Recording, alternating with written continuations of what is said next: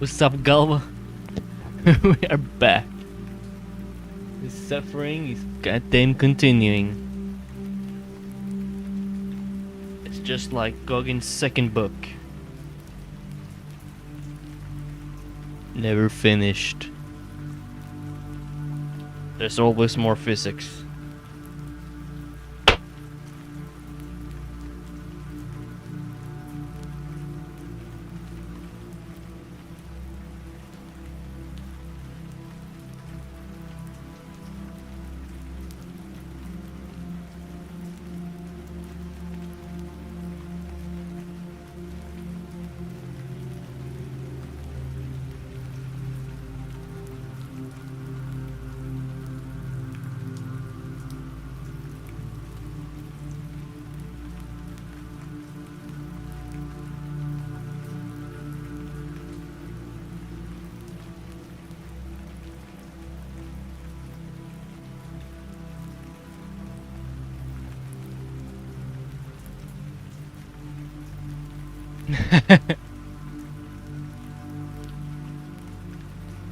Ellen is joining in.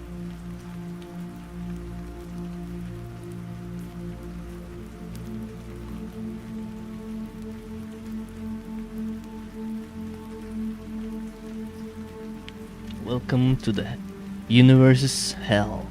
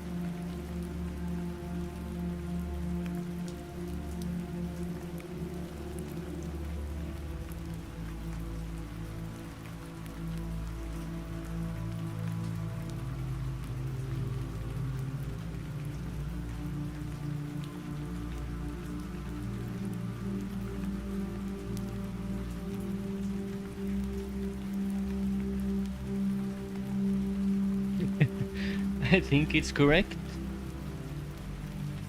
Because maybe it's too messy back here. No, it's not that bad. I think it's correct, but it's very weird.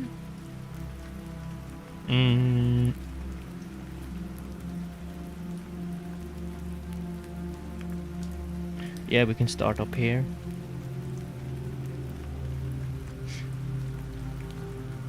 If you just ignore this and ignore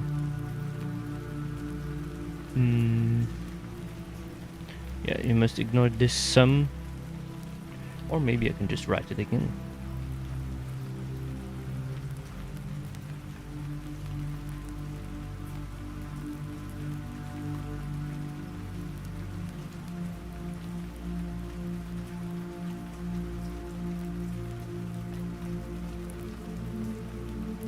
Like this. This is the assumption that I think this is like you're assuming that due to the equation of motion it was linear, then you assume that the displacement is a sum it is periodic with these coefficients, the arrows, you know. And then you multiply by this on each side, and then let's focus on then you get this. And if you do some more stuff,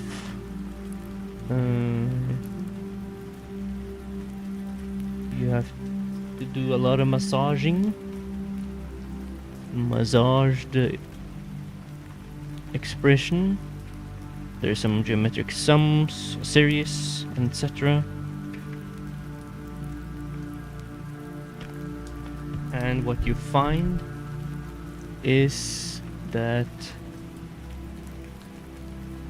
you had this. You can really write this as ck prime, t, and n.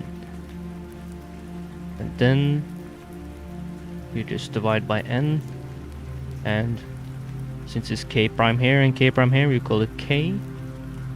And then ck is this. And then you literally just put ck inside back into the xn.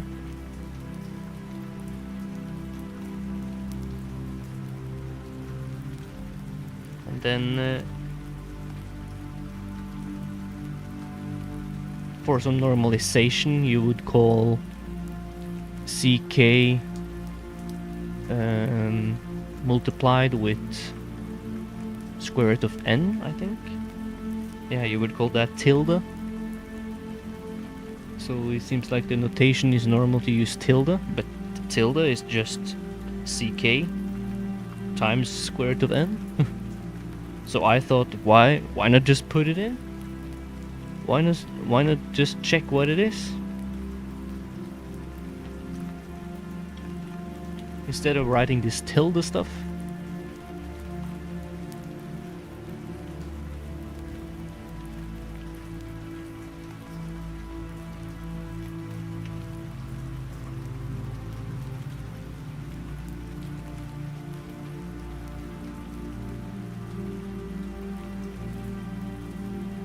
And I think it's okay because you have xn inside the sum, so that really doesn't even depend on n.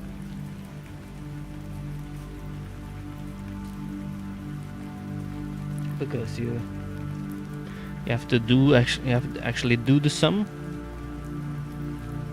or if you're gonna use the expression, calculate something.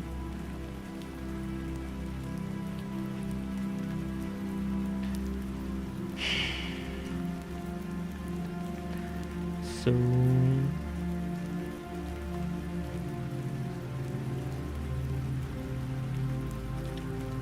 yeah, there's just I get the same as them.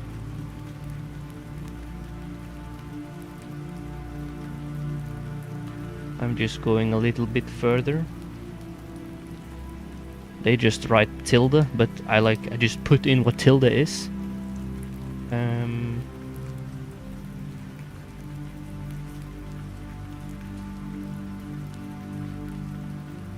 Where is it?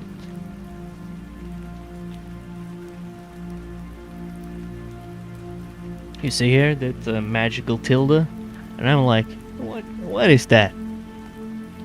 What is that?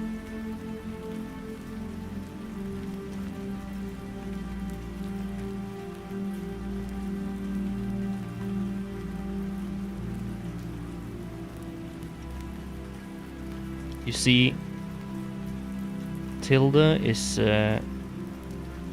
square root of n times ck.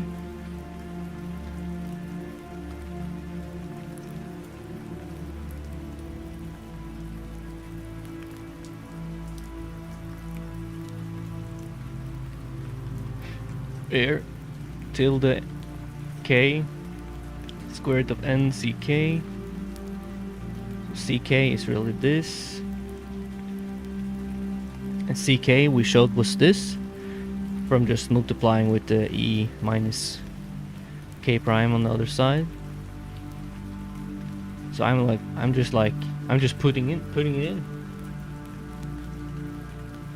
But you see here, there's some sneaky thing you can do, because you can pull out, basically this is just multiplied. And since k is not in the sum, you can just pull out e to the ik minus ik. So that's what I'm trying to see, if there's some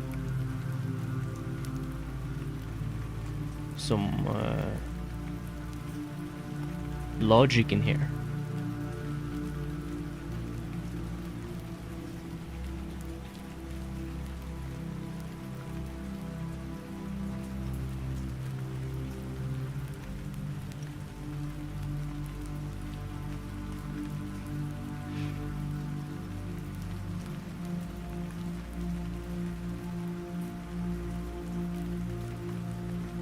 Then you're doing some more crazy stuff. You are inserting in the equation of motion.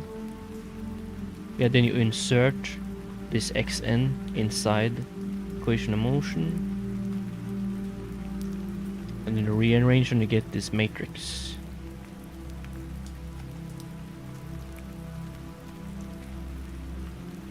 And then you find the determinant of that matrix. Find omega, I think.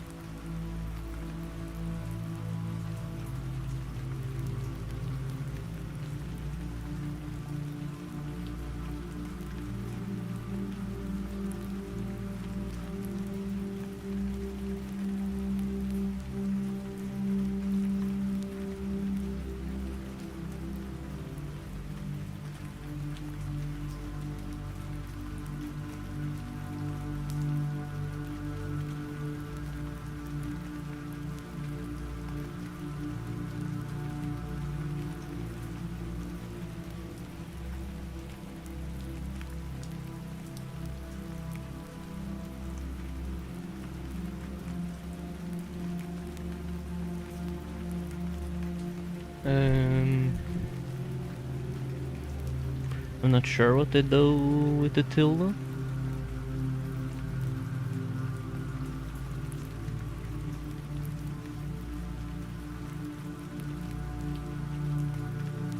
They still have it here.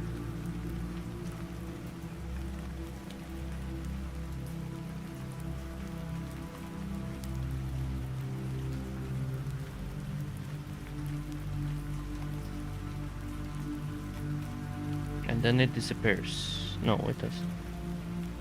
What the flying pung is this? X and with just a line over it? Is tilde u? What is u? And why u?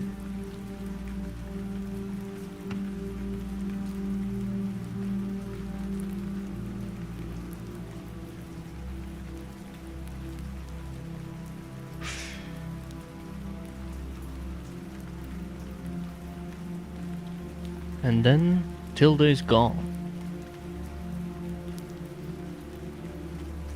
Doesn't appear for the rest of the task.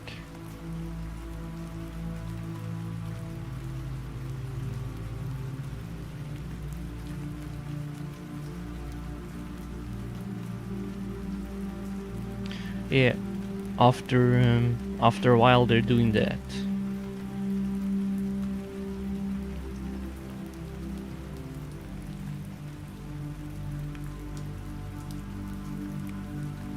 Because you get 2 solutions, that's 0.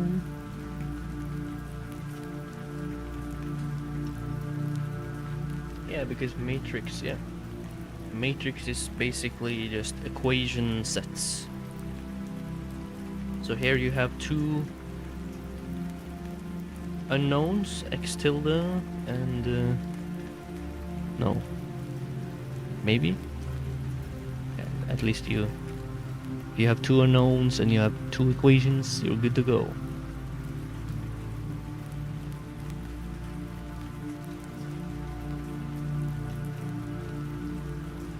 Oh yeah, just pull this out.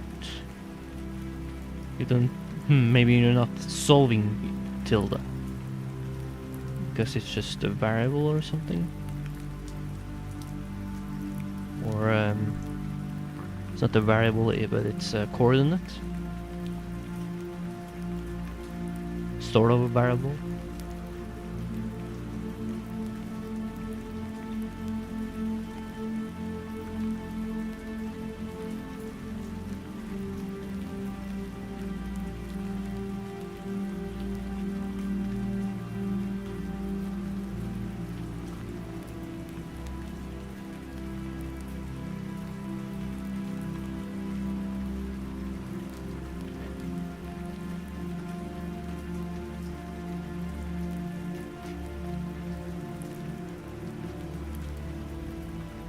Oh shit, we're out the Fourier.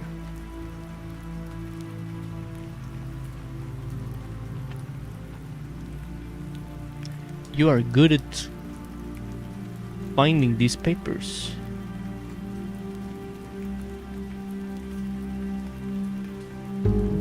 Oh shit.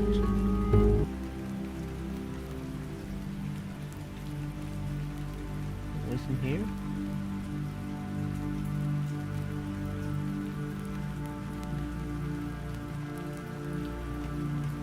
Did you send them in whisper?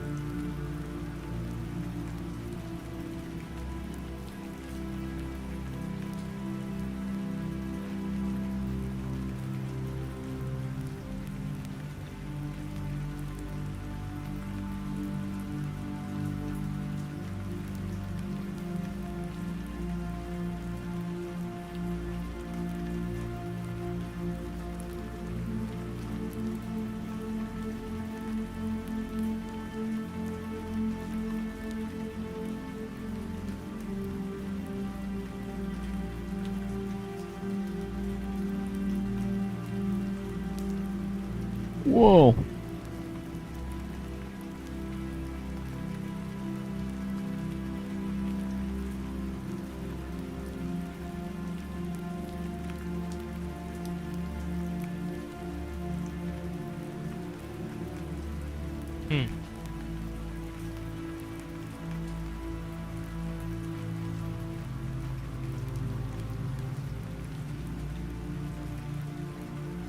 Yeah. I also thought we were maybe going to use differential equations, because you have like you have mx double derivative, the double derivative of t. Yes, and then yeah. I don't quite understand why they're using Fourier, but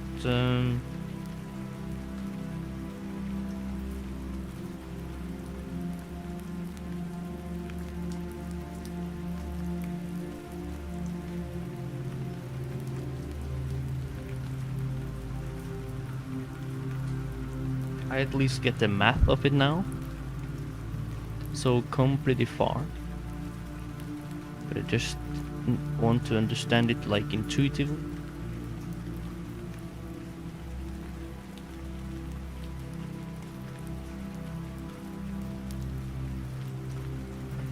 Yeah.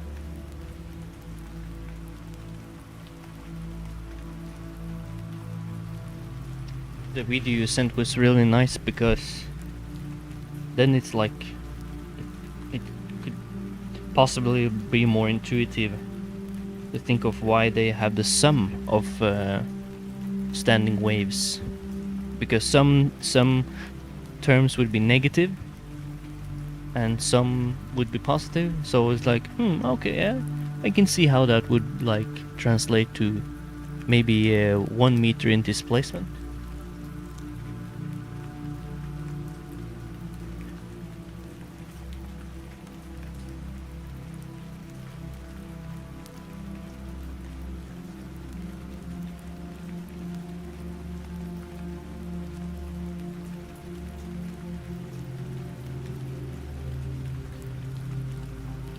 But now I just wonder about why these E's are like this. Obviously, if you don't have the E's like this, you get the wrong answers. That's a possibility. But I want to understand maybe 1 over big N. E to the 1 over big N, that's a bit weird.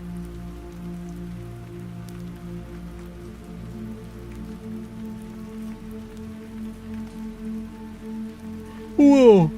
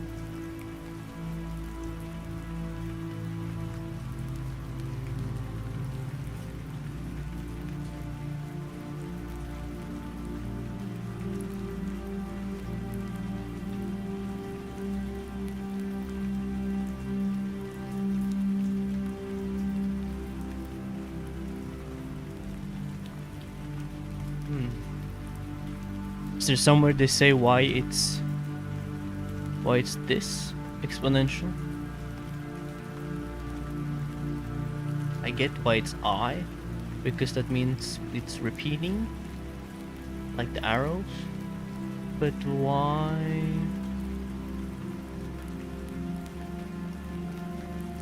Why the integer numbers and k's and omegas?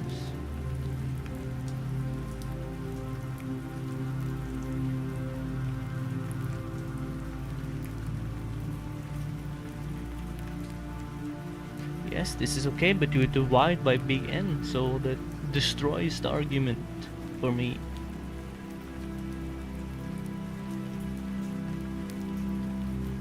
Yeah, yes, y, k, and a.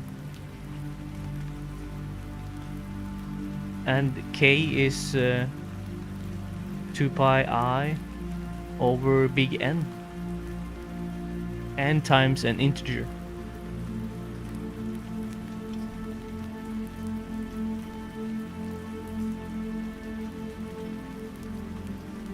No, it's not I, sorry. Just 2 pi. But then it's times m, an integer. And divided by big N.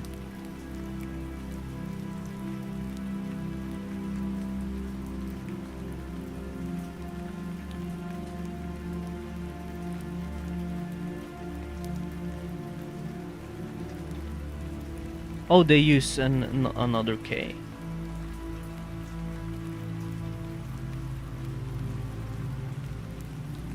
They're not dividing by n. Maybe you don't.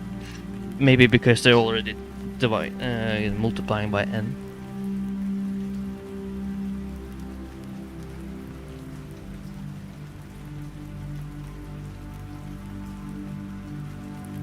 Yeah, now we're unit cells.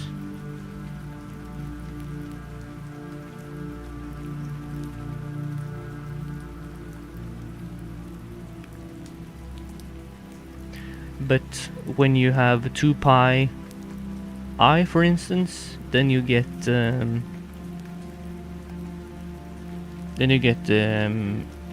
e, and it becomes 1. But if you divide by n is a big number, then it's not the integer anymore. I think that's pretty weird.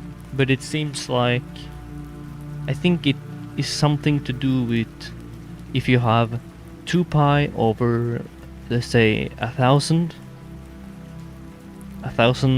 systems or unit cells. I think it's something like they're gonna add up. That they're gonna add up to 1 or something.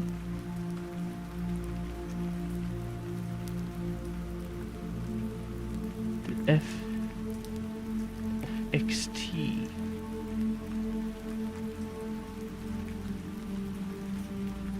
Yes.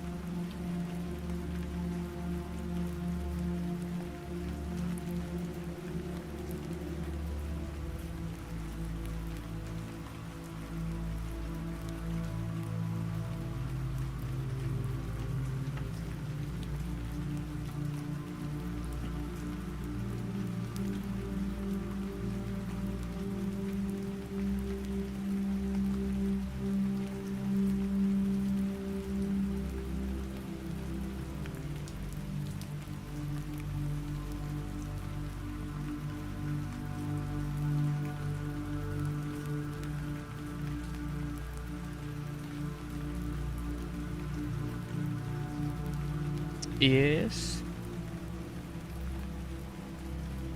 This f, is it way up?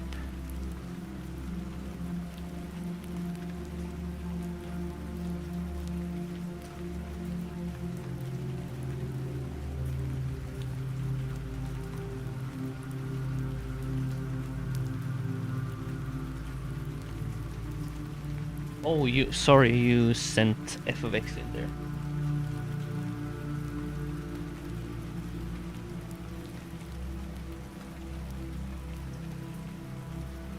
Yes, I've used it a lot, but I think like the real meaning of it has not been that clear to me.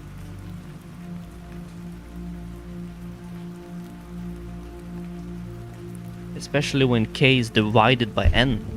That I don't see. Because when you get e to the I pi times 2 over n, that's not an integer anymore. So then the exponential is not so nice.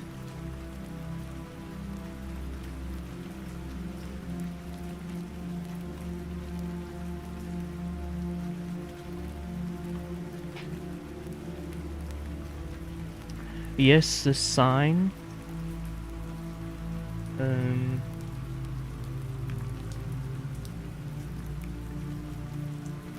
Do you mean cosine of kx minus omega t plus I sine?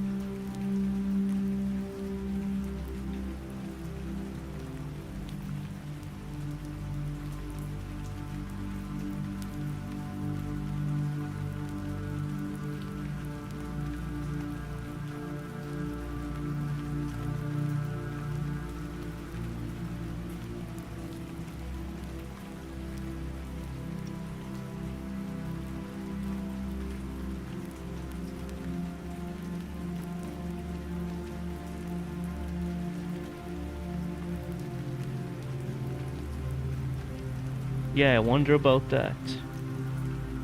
No, I'm not so clear. And you also use k equals 2 pi over n? Or 2 pi m over n?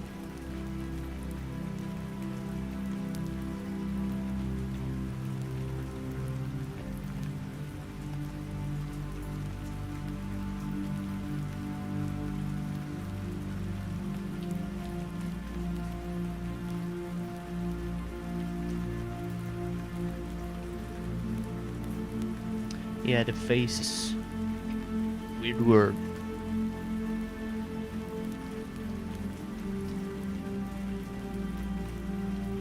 I think I still have mine here.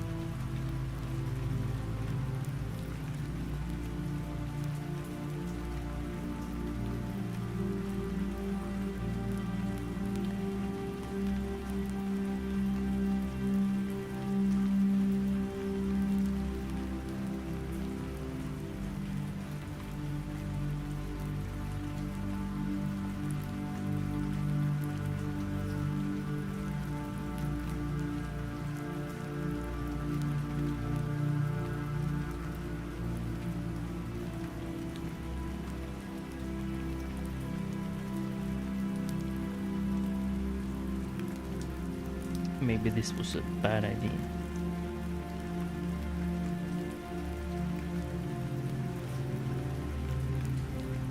Can't solve this because you don't have x.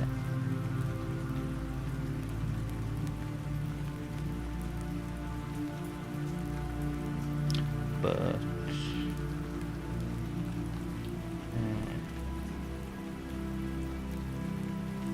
well, at least this is true though.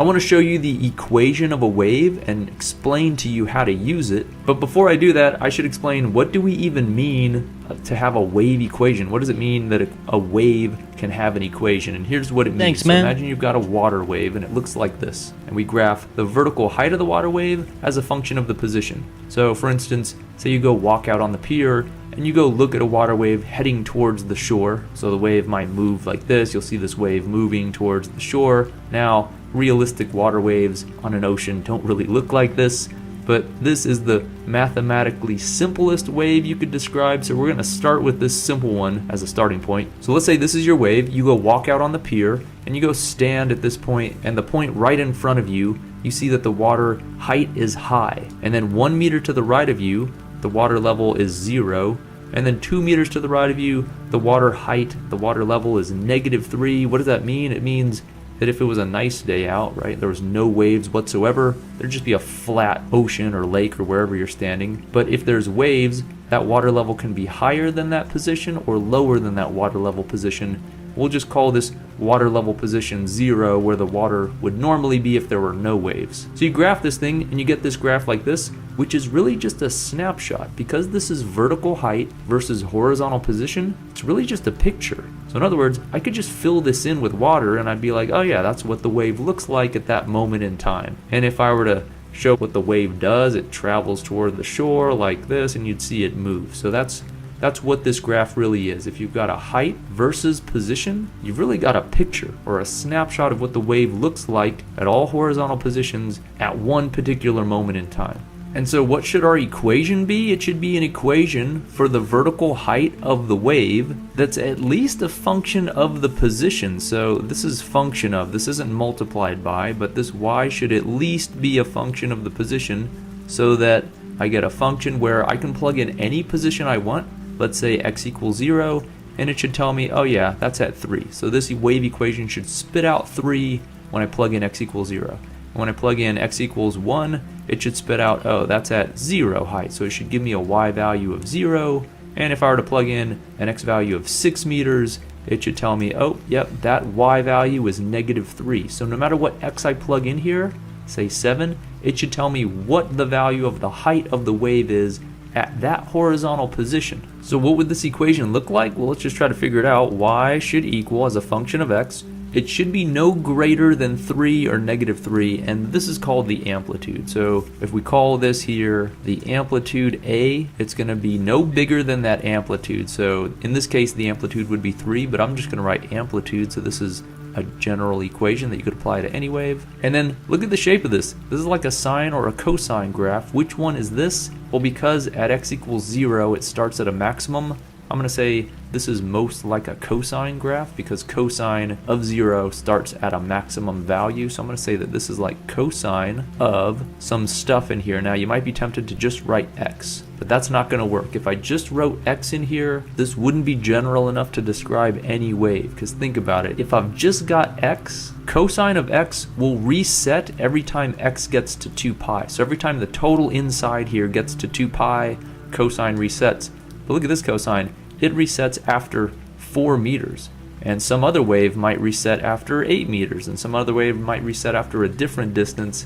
I need a way to specify in here how far you have to travel in the x direction for the wave to reset. So x alone isn't going to do it, because if you've just got x, it always resets after 2 pi. So what do? I play the same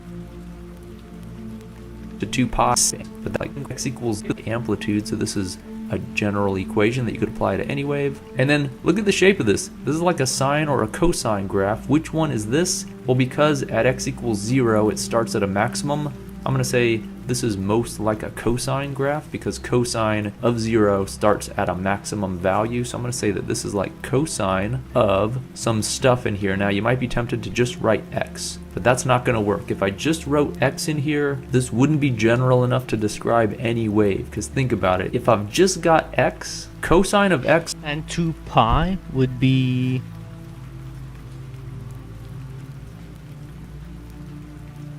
Yeah. I saw I was like just showing the half the video.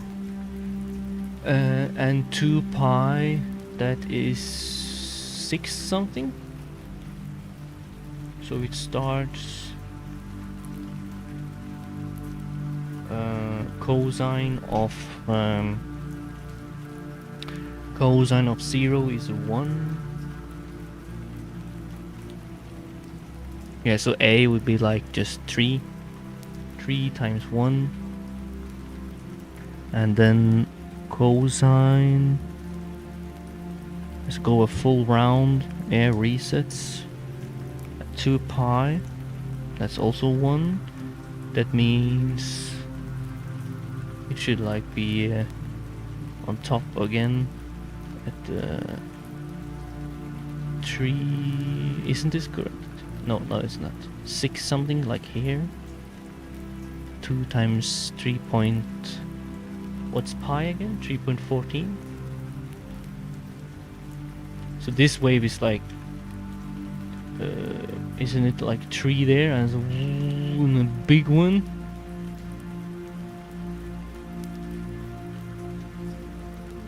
Yeah, so you need to...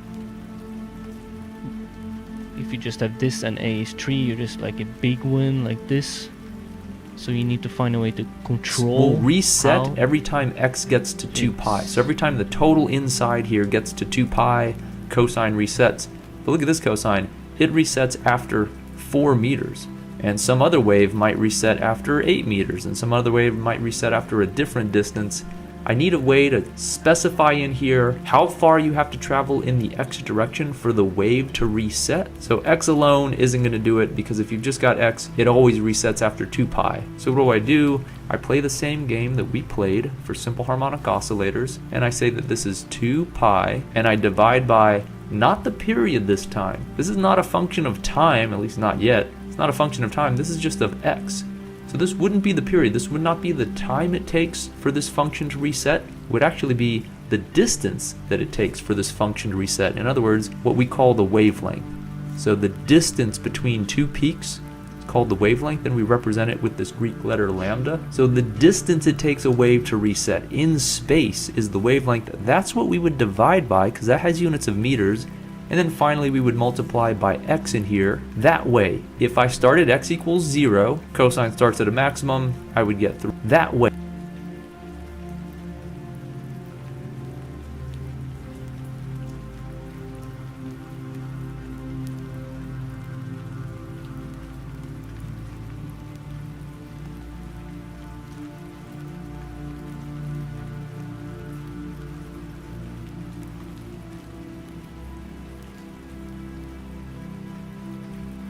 If I started x equals 0, cosine starts at a maximum, I would get 3. If I say that my x has gone all the way to 1 wavelength, and in this case it's 4 meters, if I go all the way to 4 meters or 1 wavelength, once I plug in wavelength for x, that wavelength would cancel this wavelength, we'd get 2 pi, and this cosine would reset, because once the total inside becomes 2 pi, the cosine will reset, and that's what happens for this wave. It should reset after every wavelength. You go another wavelength, it resets. Another wavelength, it resets. And that's what would happen in here. So how would we apply this wave equation to this particular wave? Well, let's take this. It's already got cosine, so that's cool because I've got this here. You could use sine if your wave started at this point and went up from there, but ours starts at a maximum, so we'll use cosine. So we'll say that our amplitude, not just A, our amplitude happens to be 3 meters because our water gets as high as 3 meters above the equilibrium level, and we'll leave cosine in here. The 2 pi stays, but the lambda does not. Our wavelength is not just lambda, that's just too general. We got to write what it is, and it's the distance from peak to peak, which is 4 meters, or you could measure it from trough to trough, or you could call these valleys valley to valley. That'd also be 4 meters. Regardless of how you measure it, the wavelength is 4 meters. And then what do I plug in for x?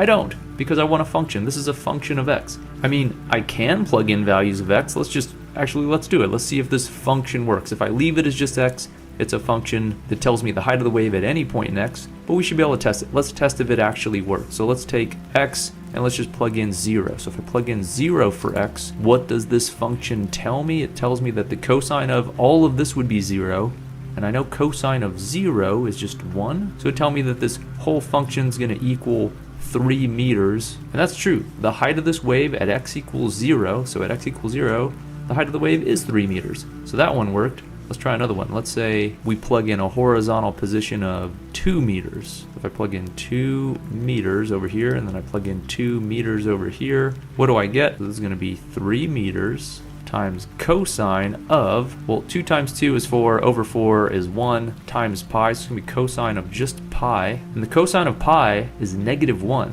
so I'm going to get -3 out of this. -3 meters, and that's true. The height of this wave at 2 meters is -3 meters. So this function's telling us the height of the wave at any horizontal position x, which is pretty cool. However, you might have spotted a problem. You might be like, wait a minute, that's fine and all, but this is for one moment in time. This wave's moving. Remember, this whole wave moves toward the shore. So at a particular moment in time, yeah, this equation might give you what the wave shape is for all values of x.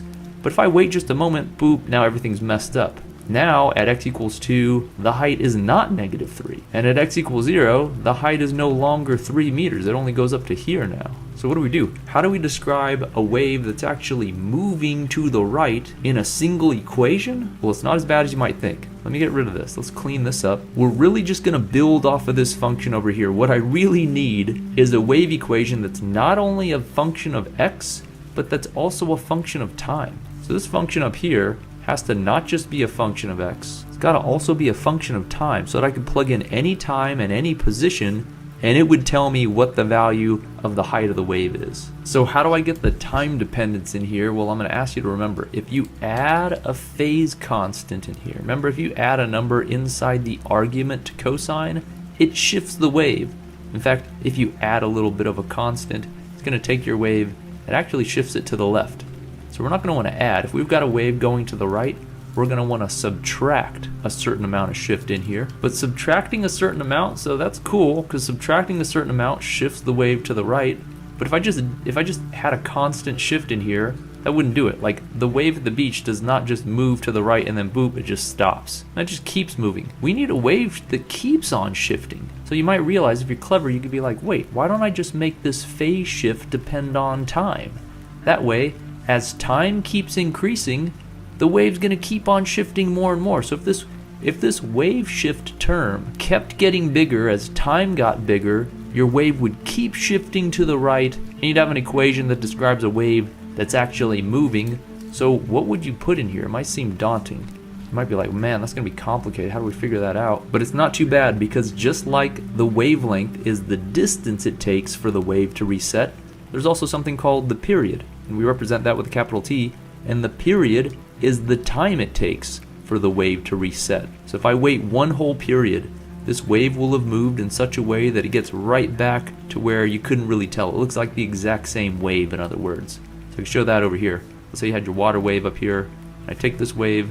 If you wait one whole period, the wave will have shifted right back and it'll look like it did just before. So that whole wave's moving toward the beach. So if you close your eyes and then open them one period later, the wave looks exactly the same. So we're going to use that fact up here.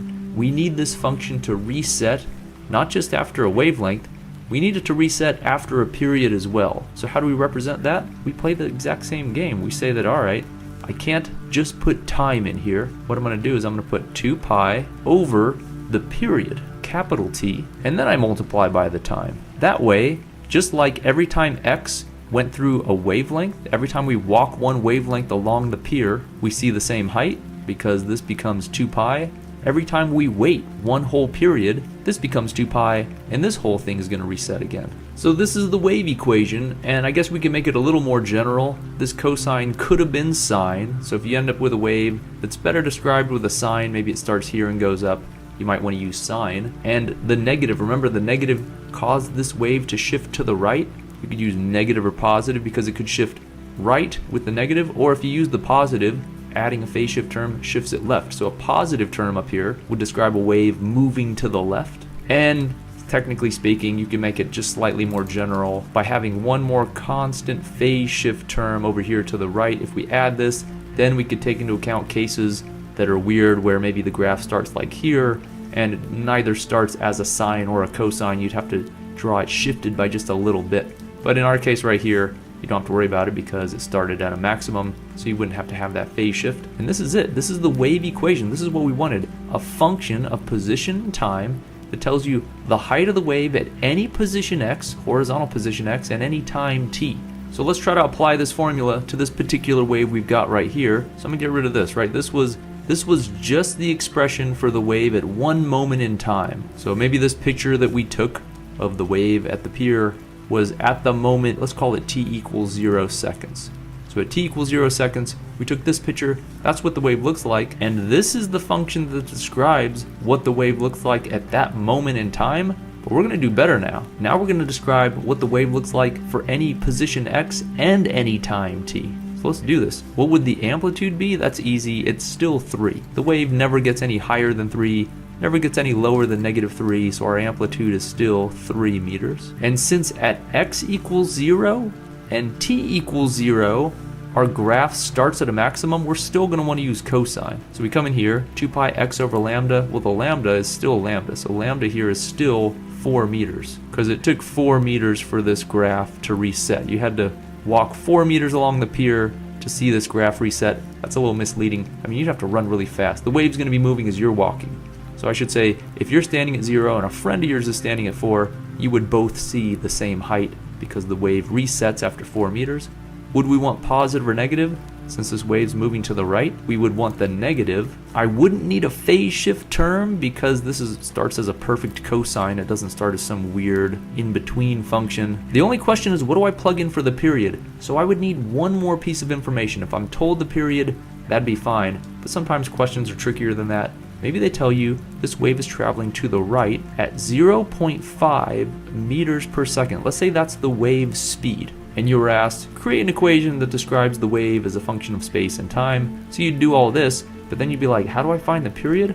We'd have to use the fact that, remember, the speed of a wave is either written as wavelength times frequency, or you can write it as wavelength over period. So I can solve for the period. I can say that the period of this wave, if I'm given the speed and the wavelength, I can find the wavelength on this graph. I'd say that the period of the wave would be the wavelength divided by the speed. So our wavelength was 4 meters, and our speed, let's say we were just told it was 0.5 meters per second, would give us a period of 8 seconds. So we'd have to plug in 8 seconds over here for the period. And there it is. That's my equation for this wave. This describes, this little equation is amazing. It describes the height of this wave at any position x and any time t. So in other words, I could plug in 3 meters for x and 5.2 seconds for the time, and it would tell me what's the height of this wave at 3 meters at the time 5.2 seconds, which is pretty amazing.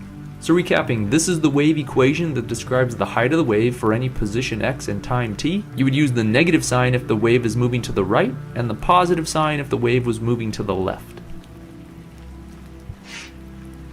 Whoa, thanks, man. I remember I've seen this many times. It's memory, goddamn. It's like, yeah, memory, god damn it.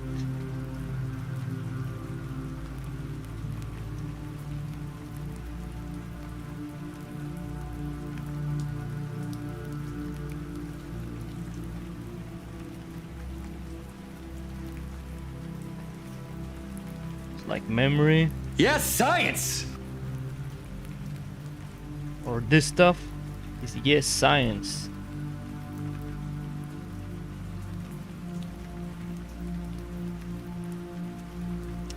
Then just have to check one thing.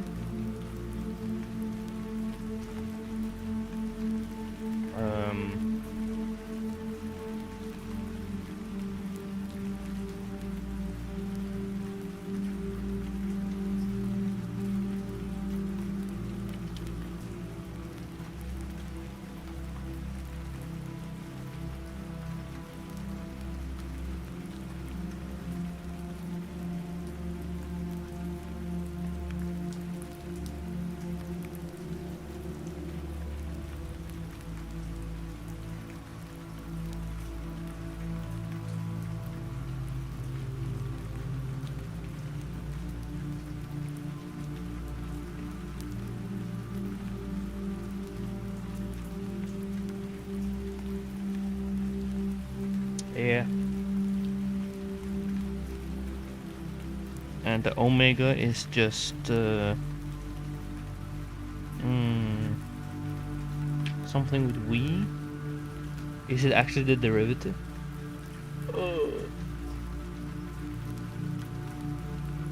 No. IK cross V?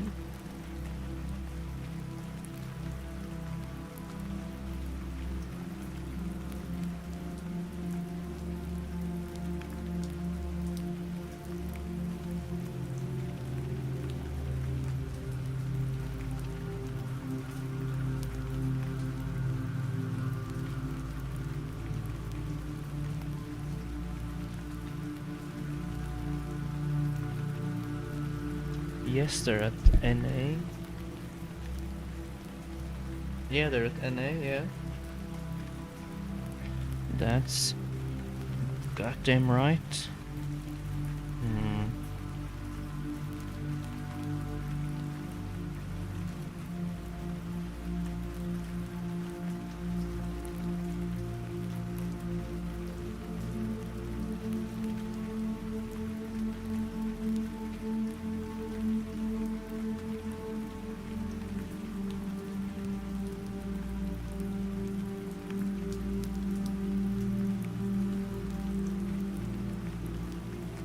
Oh shit, it's not omega of t. Thank you. Thank God for that. It's omega k.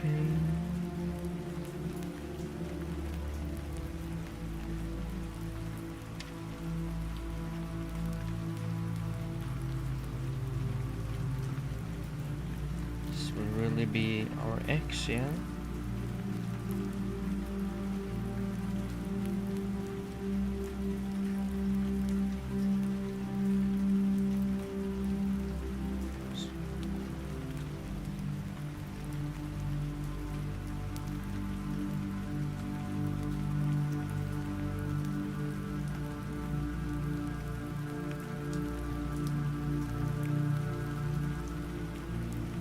Yeah, x with NA.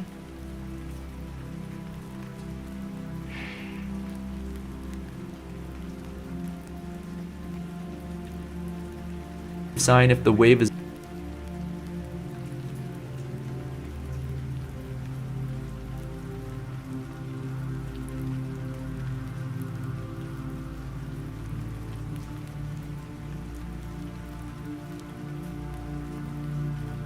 But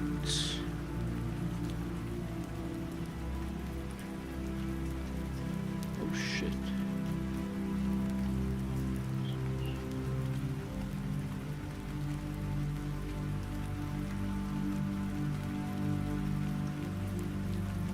Okay, so maybe we're assuming, yeah, we do not know omega k yet, maybe.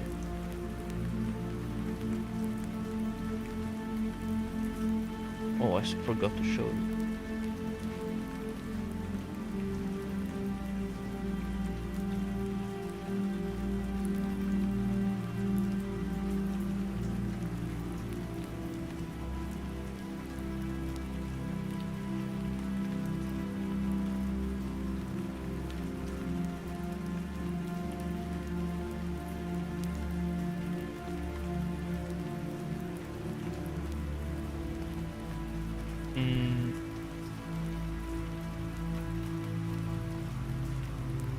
You want what it's equal?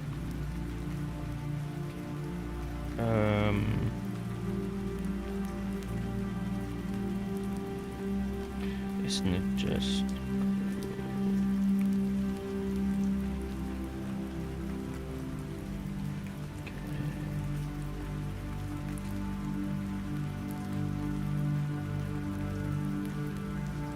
like this?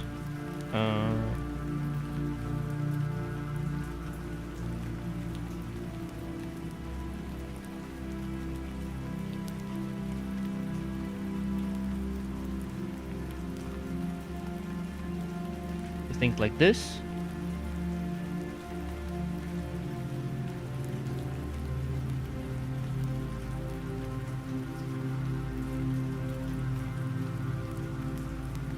So you would get the repeating arrow.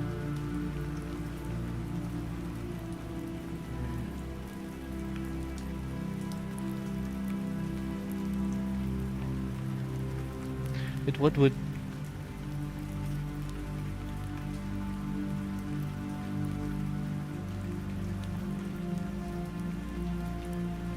Two lines above?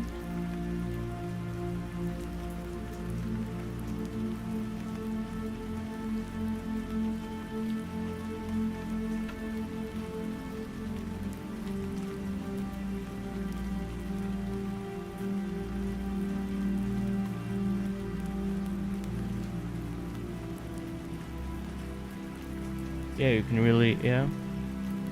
You just say the X is the NA.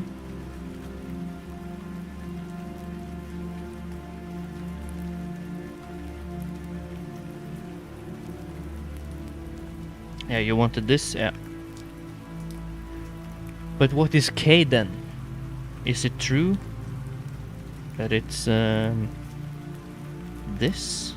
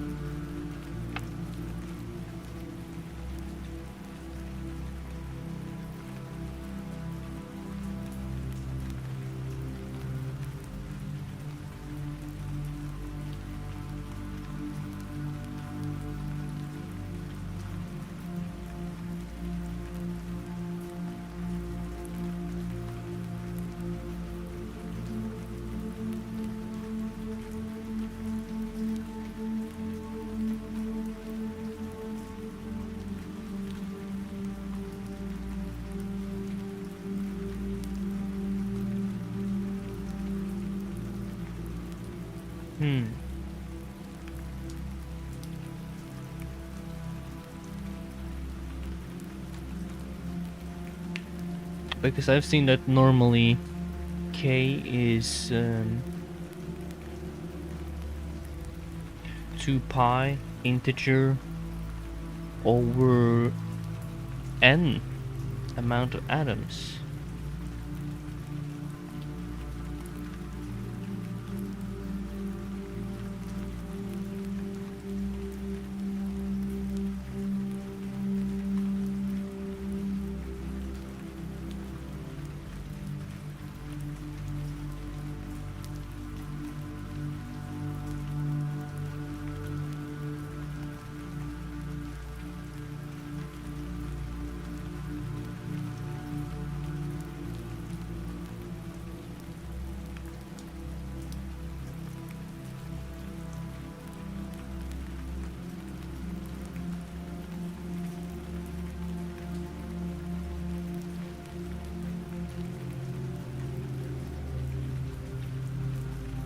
Yeah, it was also the oracle that said it.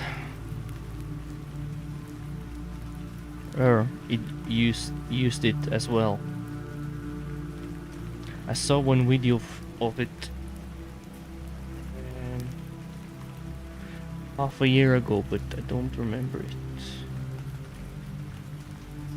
What the name of it was. It shows something about if you go in a circle.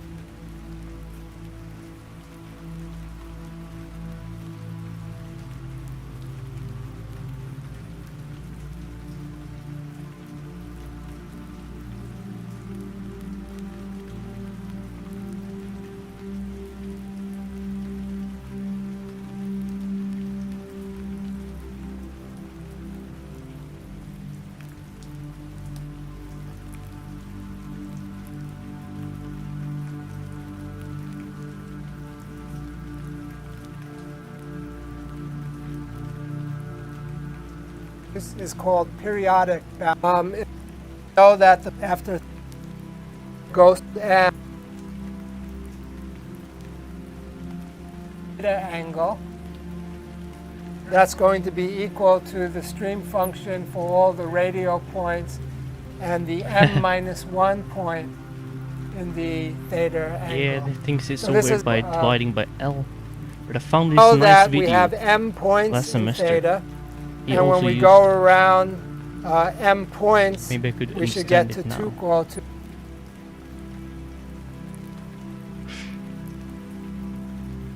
I found it. Bloch's theorem. That's what it is. What? It's kind of bothersome and it's kind of ugly. This. So C has to be some wave called an x to equal psi of x. But really our crystal's going to have an n of here, n is equal to 9. Yeah, it's And as Bloch's we hop from theorem. one atom to the other, we're applying a C each time, so multiplied by C, and so on. But when we get back to the same atom that we started at, our original atom, we expect those two wave functions to be equal. Or if we apply C, and it's just n a finite. Because it's like we imagine the atoms in the one-dimensional that they're if And so if this it's will cause problems infinitely that long or look something, more real you would get as far this way as you can, it then would you eventually come repeat. back on this way, form of C. So we're going to need to... And these I'm just gonna waves, quickly check. we're increasing the... Here, our X n of number of R, atoms X is of what we got. NA.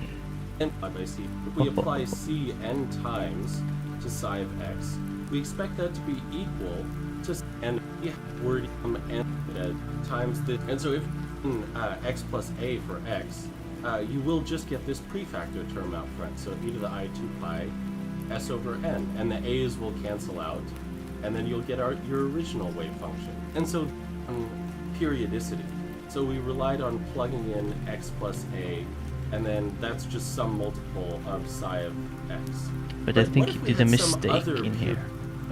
It was really confusing. Wave function. So we try e to the I kx uk of x.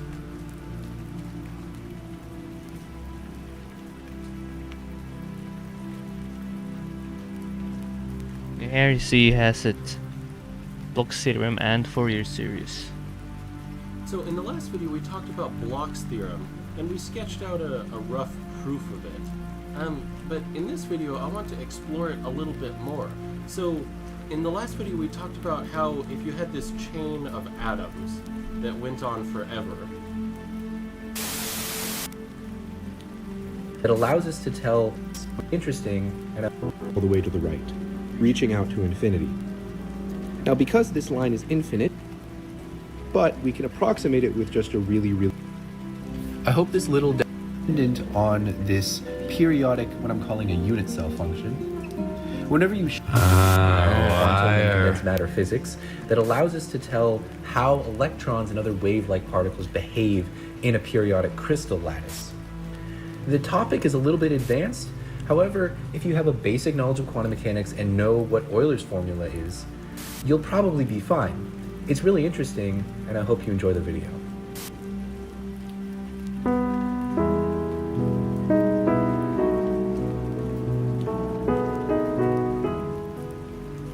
Imagine you had a line of dots that stretches out all the way to the left and all the way to the right, reaching out to infinity. Now, because this line is infinite, you could imagine that moving from one dot to another would make literally no difference. You wouldn't be able to tell which dot you're at. You couldn't tell if you were in the middle or at the ends because, well, there is no end. Of course, such a system doesn't exist in real life, but we can approximate it with just a really long line of dots. In this system, as long as you're somewhere in the middle, it would make almost a negligible difference if you were to move from one dot to another. You could then think about scaling this idea up to 2D, having an infinite plane of dots, or at least a really big plane.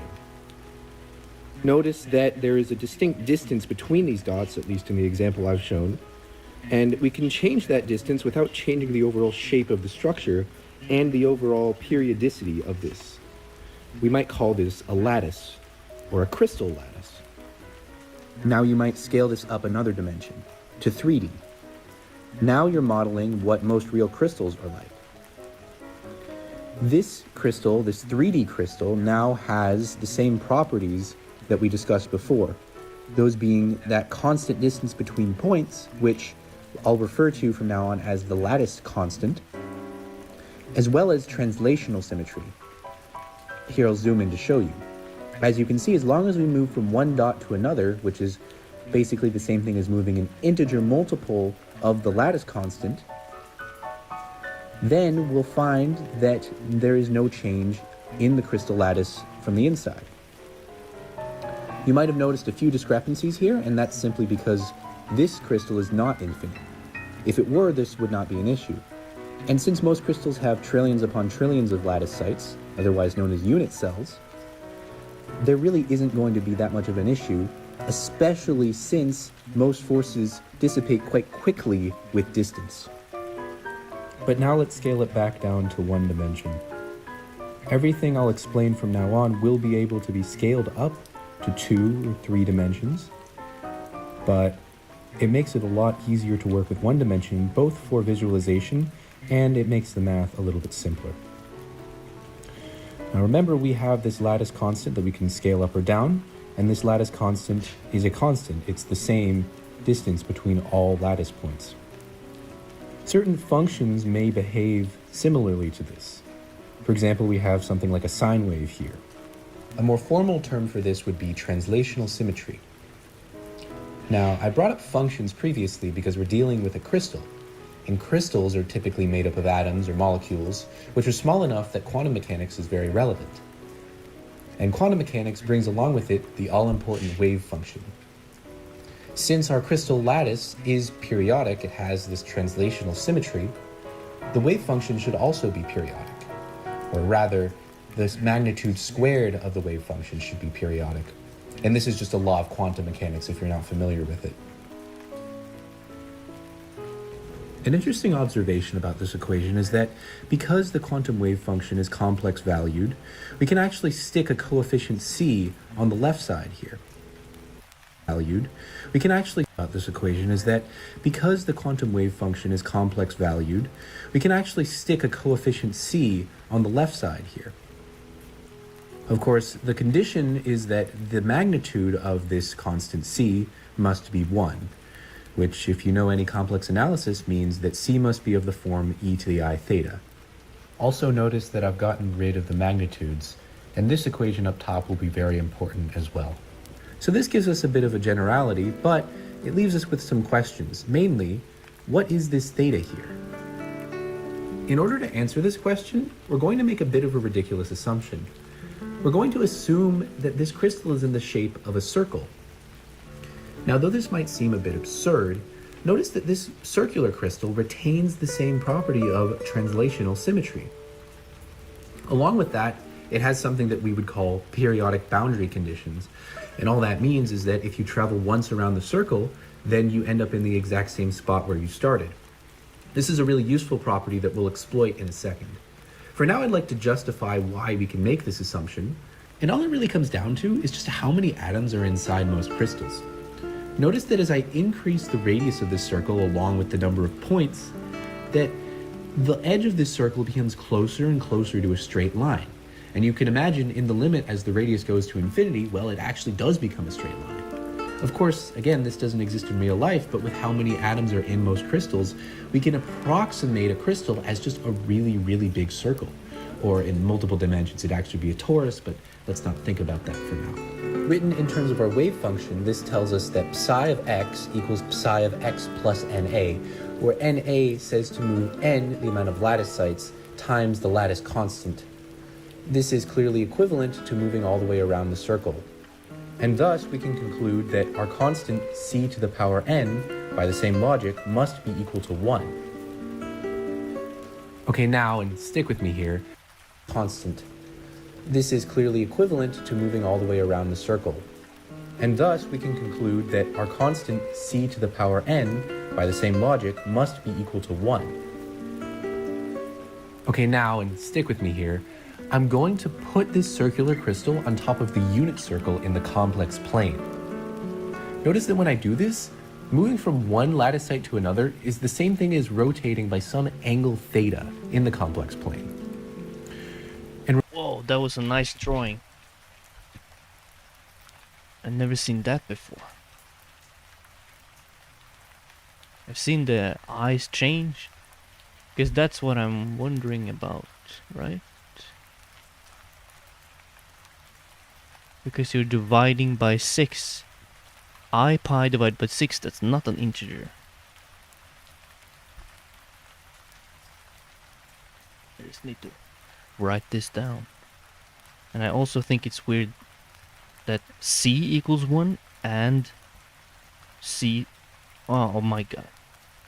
C equals 1, so therefore c to the n is equal to 1. You know what? That's like... Yes, science! That's like, yes, science. Jesse's got it right. Yes, science!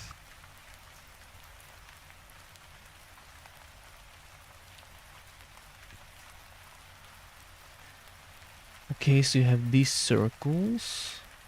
And where does he start?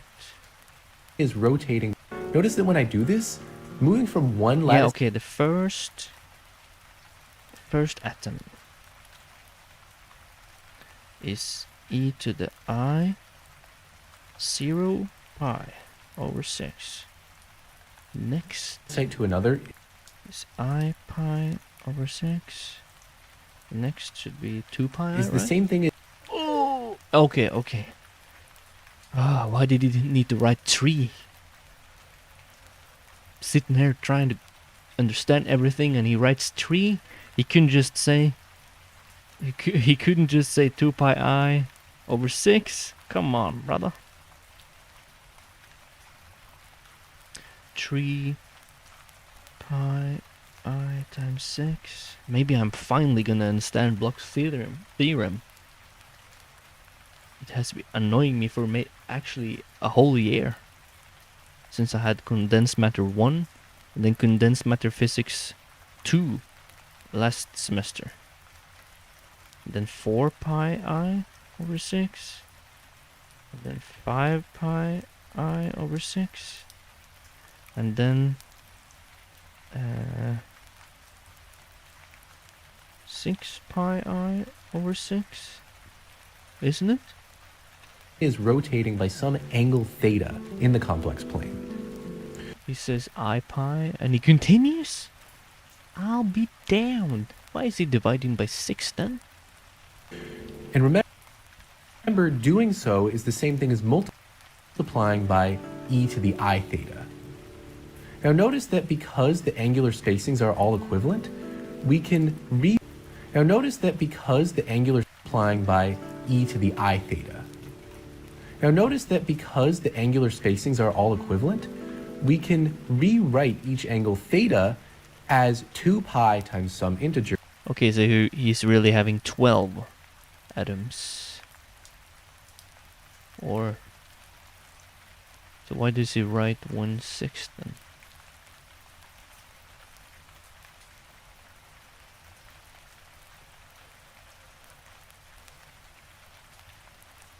So he's really having 12? Yeah? But why does he have... why does he have I to the 0 pi divided by 6? Do you know?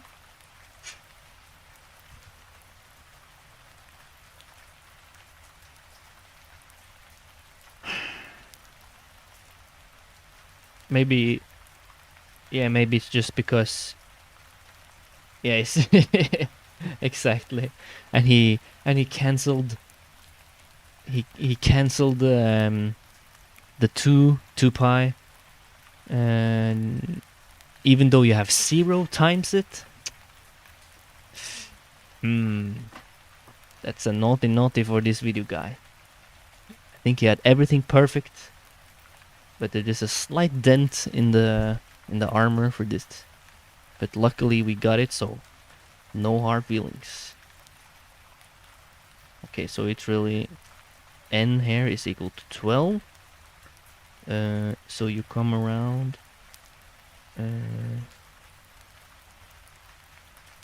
that I 11 pi over 6 or 12, I mean 2 pi I over 12 11, and then for the last one you would get 2 pi I 12 over 12. So then you would be that the last one is this, just the 1, and the first one is also 1. Okay, We can rewrite each k equals 2 pi over lambda. Yeah. Or you could say k equals 2 pi over n atoms in the angle system. theta as 2 pi times some integer divided. Rewrite each. Notice that because the angular spacings are all equivalent, we can rewrite each angle theta as 2 pi times some integer divided by n, the number of lattice sites. This then tells us that each one of these angles, these e to the I thetas, are what we call nth roots of unity, which we can write as e to the I 2 pi s over n, where s is some integer. Now, believe it or not, we've actually just figured out what our solution is. These nth roots of unity fit our requirements for our constant c. They have magnitude 1, and you can check for yourself to see that. Yeah, they have magnitude 1. Yeah, that's right. That I didn't think of. Even though they're like, for instance, the 2 pi I 4 over 12. You're like, oh, that's not equal to 1, but it still has magnitude 1. Yeah, that I forgot. That was a missing link I had. That raising them to the power n will always yield 1. Okay, let's return to our original equations now. So, yeah, but so that means that c equals e to the coefficient equals e to the 2 pi I integer, he said s, we would probably use like small n, and divided by big N. Yeah, because earlier today we had some in the geometric series thing, there was like also some function raised to the power n, and the oracle said it was equal to 1. I was like, what? But that is because if you have c equal to this, and you raise this to the power n, then you remove this n here, and then you just have 2 pi I times the integer. So that's 1 also. Always yield 1. Okay, let's return to our original equations now. Yes, We this is found what what theta is, we and know we know what that theta c is. must be equal to e to the 2 pi I s over n, where s ranges from 0 to n minus 1, because n would be the same thing as 0. Then psi of x plus sa equals e to the I 2 pi s over n times psi of x. Okay, so psi of x plus sa equals e to the, sorry if I'm stopping when it's like exciting to know, I want to know the answer.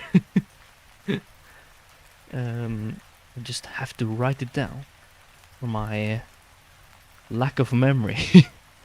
The pen and paper, that's my memory. And psi of x plus sa equals e to the 2 pi I s over n times psi of x. The first thing. And this is actually Bloch's theorem, though we typically write it as e to the 𝐼𝐾𝐴 psi of x, where k is 2 pi s over n. You even include a inside? K equals 2 pi s na. Okay. Let's just follow his notation.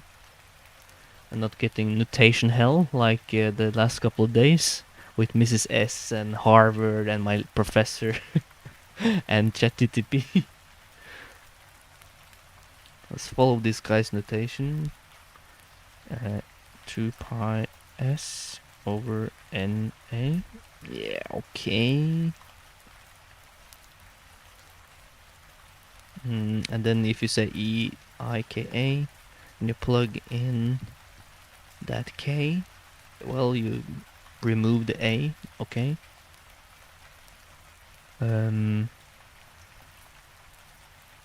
So our k, in our case, it didn't include a.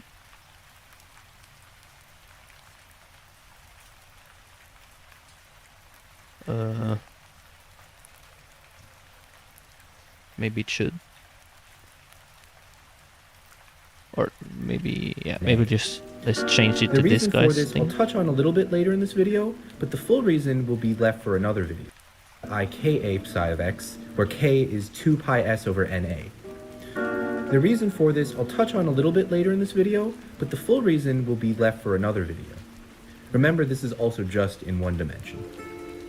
That's fine. Now, there is a different representation of Bloch's theorem that we can derive from our results so far. This new representation will tell us exactly what form psi of x takes. Now, if you were to just guess that, you might guess something like e to the 𝐼𝐾𝐥. You bastard. Just guessing it, huh? And in fact, this does meet our boundary conditions. The true answer is close, it's e to the I. And in fact, this does meet our boundary. What the hell is he having there?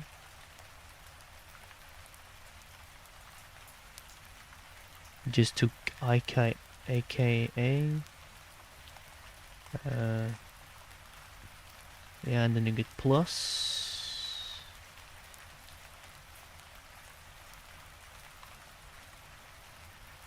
Conditions. The true answer is close, it's e to the 𝐼𝐾𝐥, but times some new function u of x, where u of x has the periodicity of the lattice. That is, u of x plus a equals u of x. You can think of this as something like a unit cell function. In fact, the sinusoid I've drawn below is representative of one of these unit cell functions. I know I just went through a lot of algebra, so here's an example with some visualization. I've drawn out three axes here, RE, IM, and X.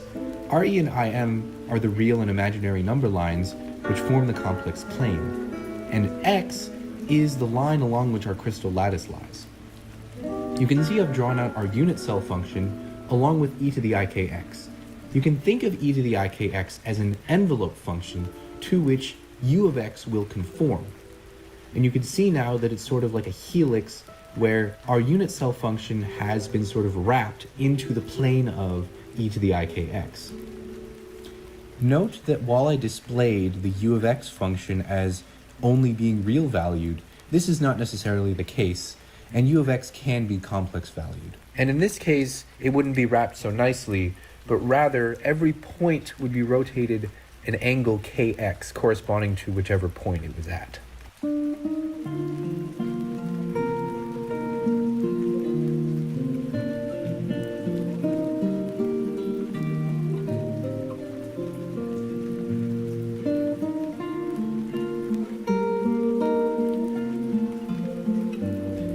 You can now see this blue dot, and I'm going to move it along psi of x, an integer multiple of a, the lattice constant. Each time I do this, notice that the vector from the blue dot to the x-axis does change. It does rotate, however, its magnitude remains the same. I hope this little demonstration helped with your understanding, as it did mine when I was animating. Alright, this is the full Bloch's theorem then. It tells us that our wave function, our electron wave function, can be written as the complex exponential function times some periodic function u of x. And because of that, whenever we translate an integer multiple of a, the lattice constant, our wave function differs by a phase factor, which happens to be an nth root of unity. Okay, so the key takeaways are that our electron wave function is dependent on this periodic, what I'm calling a unit cell function. Whenever you shift by the lattice constant, that is an integer multiple of a, you'll pick up some phase factor e to the 𝐼𝐾𝐴. And finally, something you might have noticed is that this k number that I've written up here has a striking resemblance with the k when you write a sinusoidal plane wave. That is 2 pi over lambda. In fact, this k and that k are very related. And we'll talk about how this k is related to what we call the crystal momentum, along with what's referred to as reciprocal space in the sequel to this video. All right, thanks for watching. This is the first fairly big video I've made with Manim, and I think it turned out all right. I know that I glossed over quite a few things. However, the main purpose of this video was to give sort of an intuition for what Bloch's theorem means. I think that there are plenty of good resources online for deriving Bloch's theorem rigorously, and I've linked a few of those in the description. If you have any suggestions, please leave them in the comments, and I hope you enjoyed the video.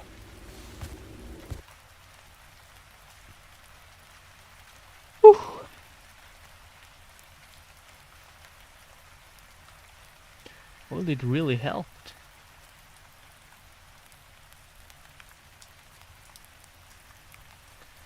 So now at least we understand why it's 1 over n.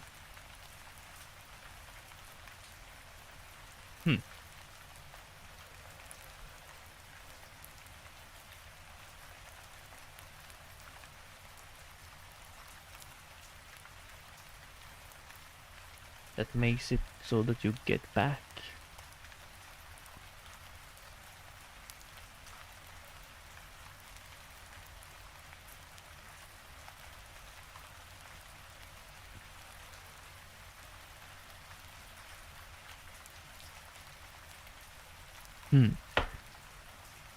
And then we have to look.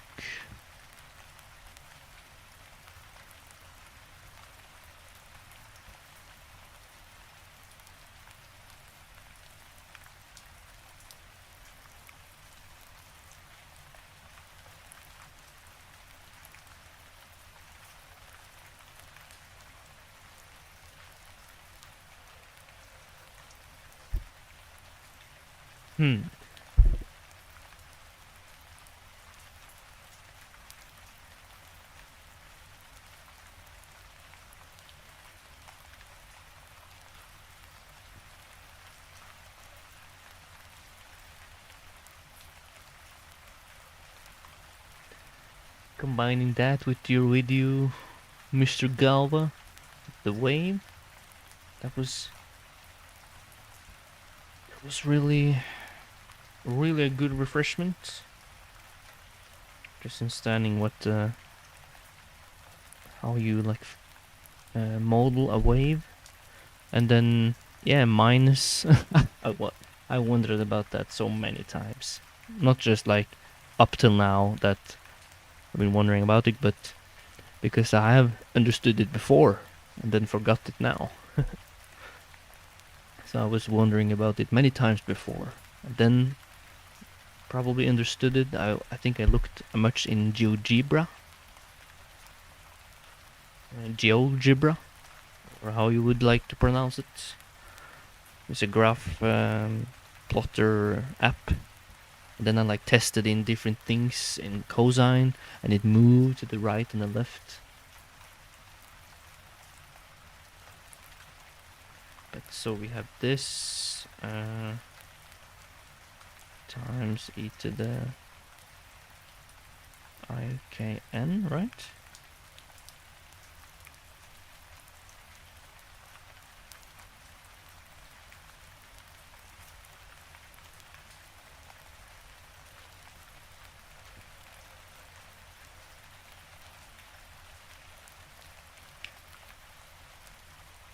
Yes. So that is what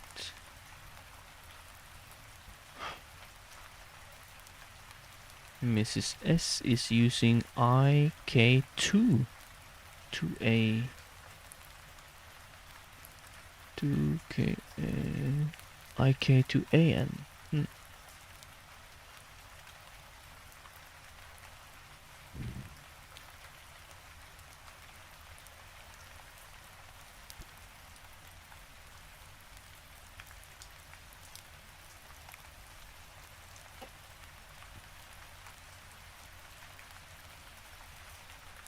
Oh shit, it should be dinner time.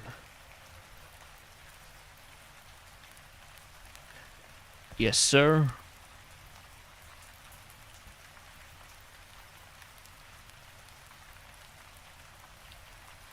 You see here is what this is the XN that and the notation 𝐒𝐚𝐝𝐲 is using, if I can say so.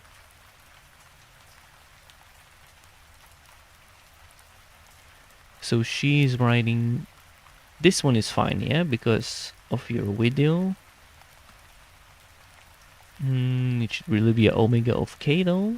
Nitpicking on Mrs. S. Yeah, the 2. I think it is that, you know, the A that you usually have. In this case, it's 2A.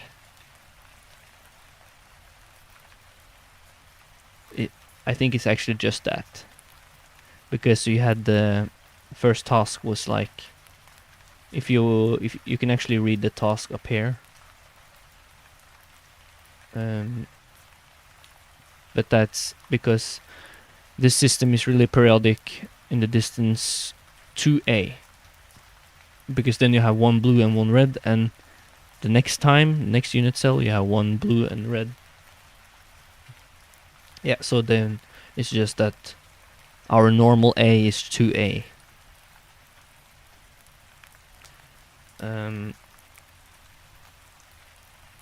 But doesn't that mean that she uses that k equals 2 pi over n? Then it should be like 2 pi over 2a?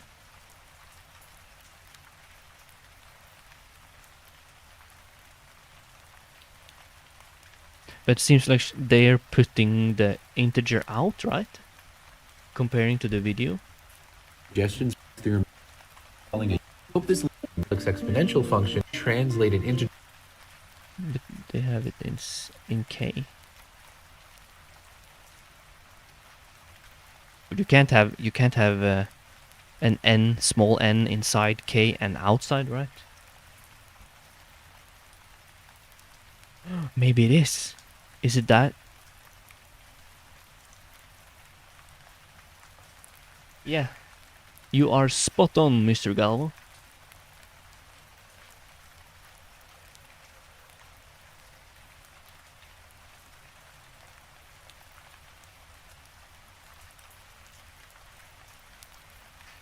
Yes, yes. But do you think that k is 2 pi over na times n? Or do you think that it's not n? Because this guy on the video, he really has... There was some place he had like s squared. I think I fell a little bit off the video around here, I think. 𝐼𝐾𝐴 psi of x, where k is 2 pi s over na.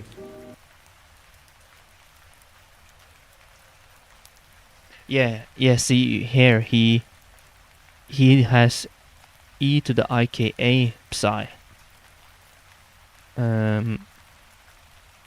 But we would have e to the I kn, and I think we are just omitting the a. No, oh no, we have a there. Sorry. So our k is should really be 2 pi over NA and no n, right? Sorry, I didn't show the screen.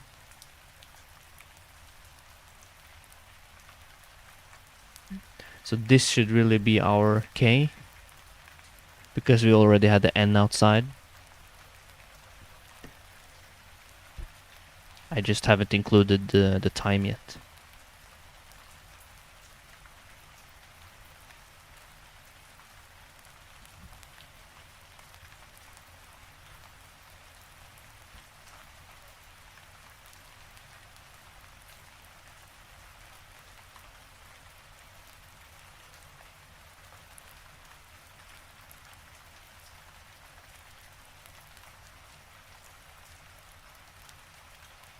No, she actually didn't.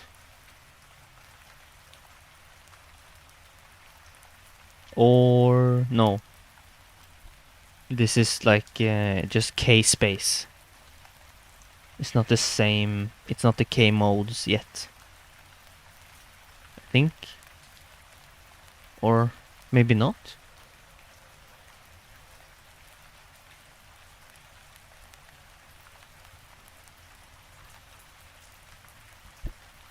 She says here that K is element of minus pi over 2a and pi over 2a.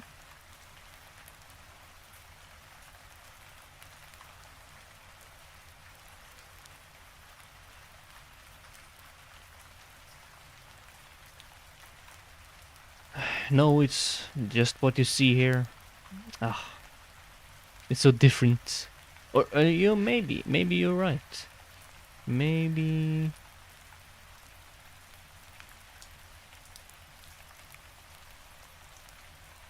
he does. I think he uses J. Oh, here we have omega k. Huh. I'm not so good at utilizing resources. Need to learn from you. You're really good at it. Finding these papers and videos. At least I found one good video.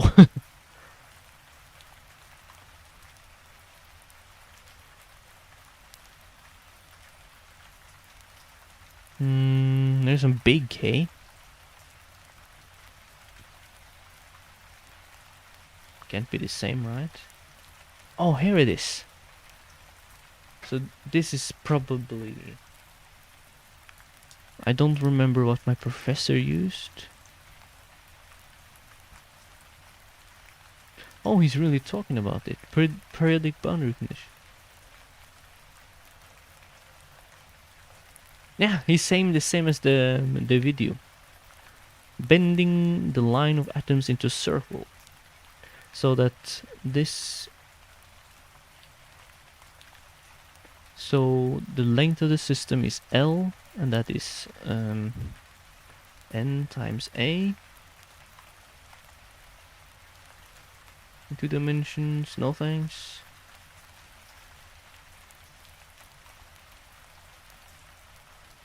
And the great advantage.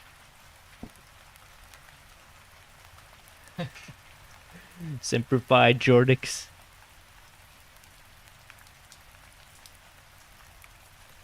Great advantage. For periodic boundary conditions, we will take solutions of the form 𝐒𝐼𝐾𝐻.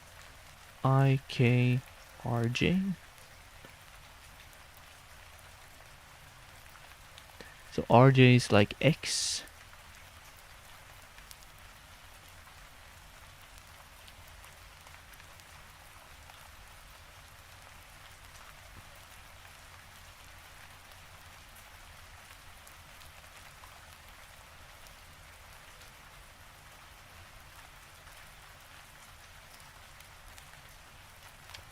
Plug in what? Oh yeah, I'm sorry. Yeah, I've used the K. They used K as 2 pi n over L. K equals 2 pi n over L, and then k equals 2 pi n over na. That's at least the same as the video.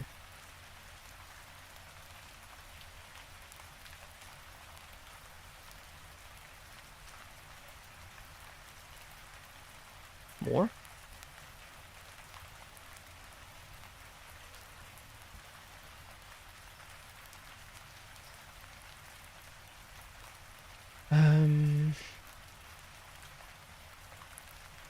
She has A in there and N there. Yeah, so... And then you can just say that K is... RA is like 2A. 2 pi N over... but she's not using N inside K. Or can it be N squared?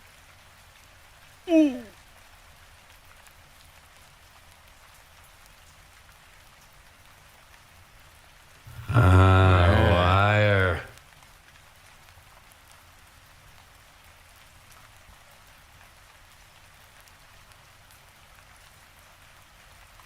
A different N there.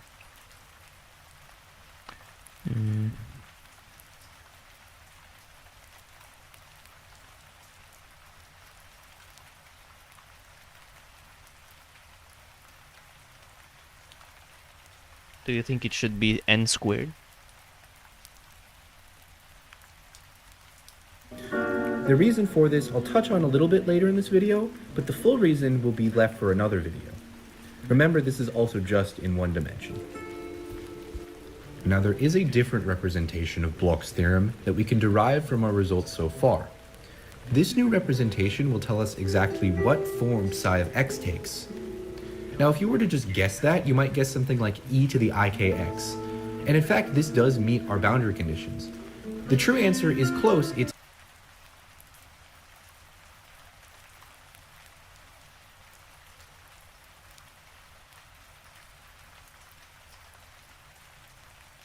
e to the ikx.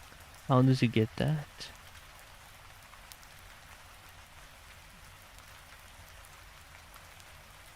You should just take in e to the ikx plus na. Then you get ikx times e to the ikx na. And his k is 2 pi s over na. X, but times some new function u of x, where u of x A has the different period. n. Not the integer one?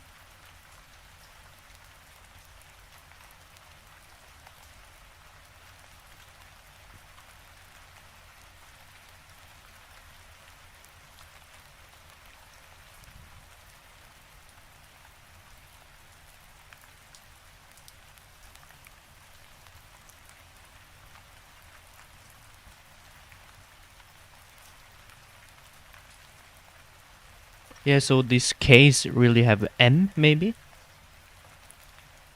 Not n? They have m integer? Yeah, they used s.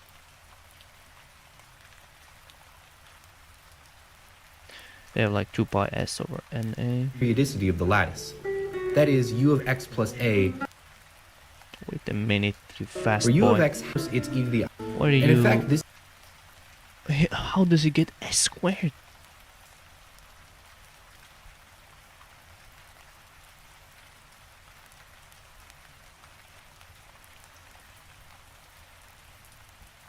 Oh, my dinner.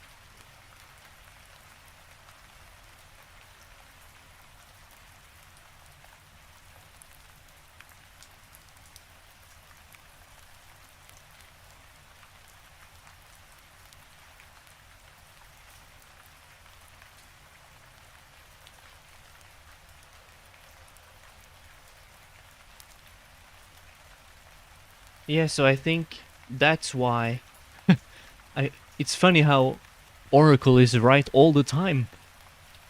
You see here, Oracle was way ahead of us. Oracle was already using M.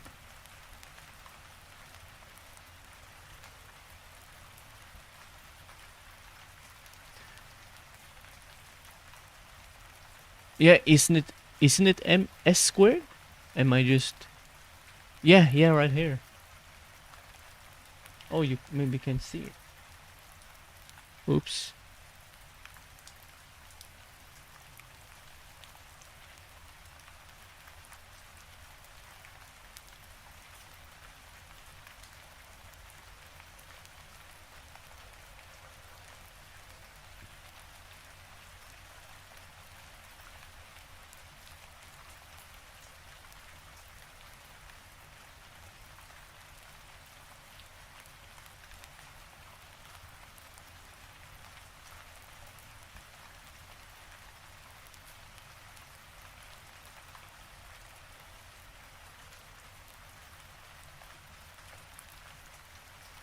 Yeah, that's really weird.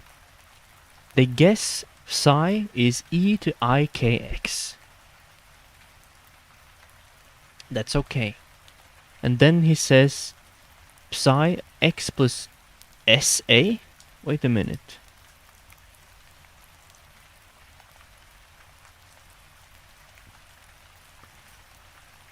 How did he get SA? NA? NA is not equal SA.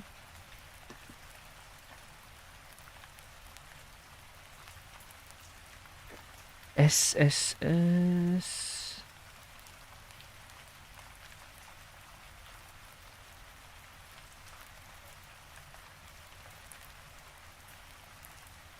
Oh, that's wrong.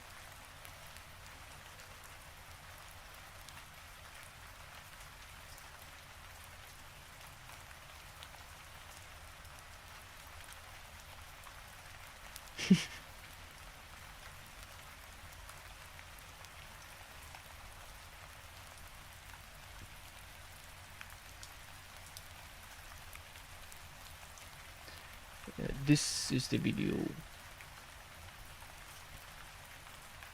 You can see that here. It's named Bloch's Theorem Explained Simply.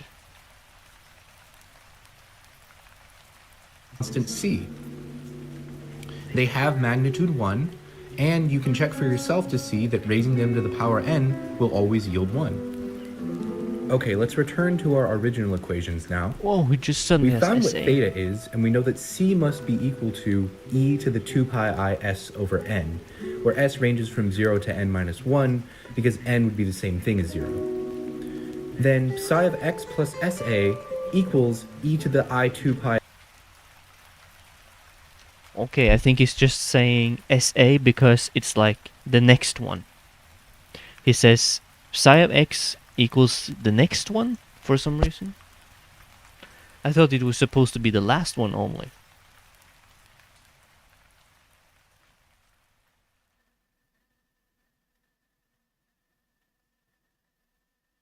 So maybe it's like also saying that every one of them is equal. But if you say that, then you would get like this.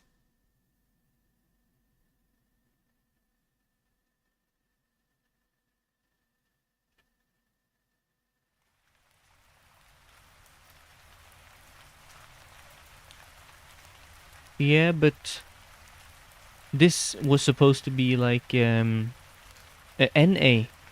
because it was supposed to be like the first atom is equal to the last atom, because the last atom is like really the first atom when you go in a circle.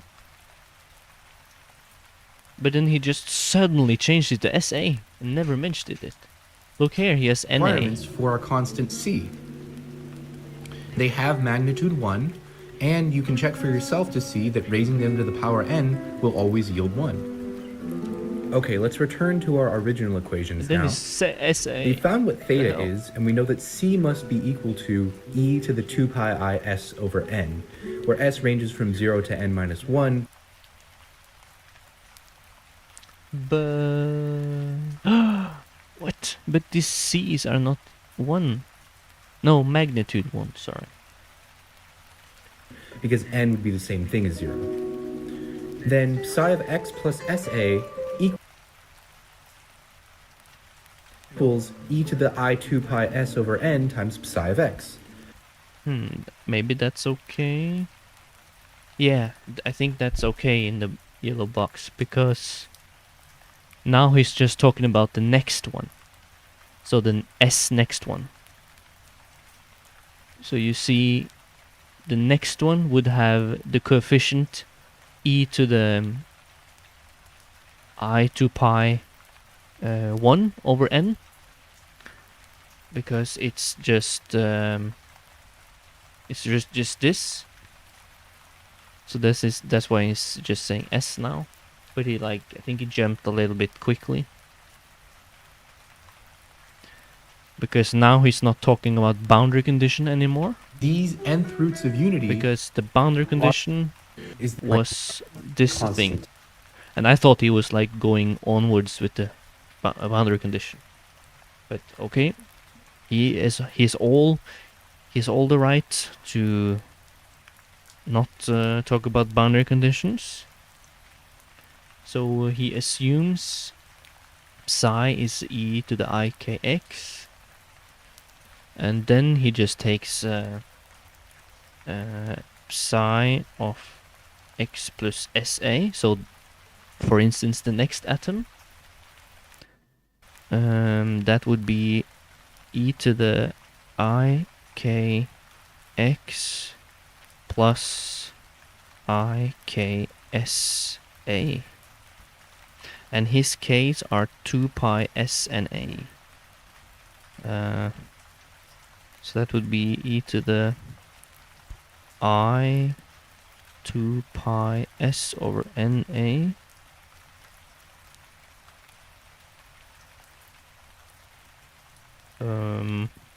plus I 2 pi S squared over N. A cancels over N. Is this what he gets? Is for for yourself to see that raising them to the power n will always yield 1. Okay, let's return to our original equations now. We found what theta is, and we know that c must return to our original equations now. We found what theta is, and we know that c must be equal to e to the 2 pi I s over n, where s ranges from 0 to n minus 1, because n would be the same thing as 0. Then psi of x plus SA, because the 2 pi I. We found what theta is, and we know that c must be equal to e to the 2 pi I s over n, where s ranges from 0 to n minus 1, because n would be the same thing as 0. Then psi of x plus SA equals e to the I 2 pi s over n times psi of x. Yeah, yeah, that's true. I 2 pi S I 2 pi S, isn't it S squared? And this is actually But what?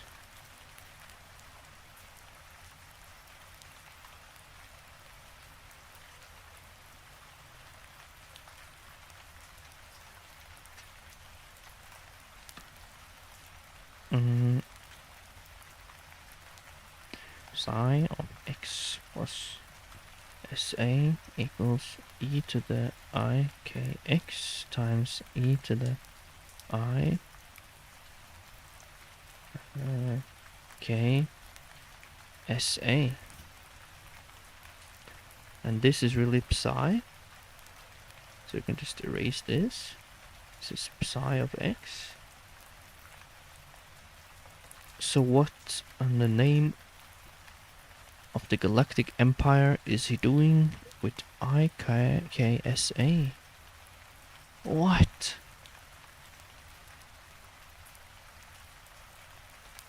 He forgot S squared, didn't he?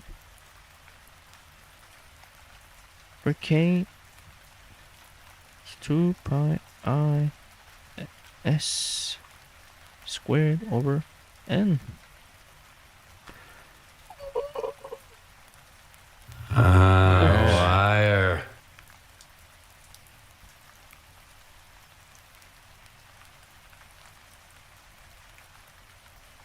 e to the ikx, but times some new conditions. The true answer, What the? And what E is to the going on here? though we typically write it as e to the ika psi of x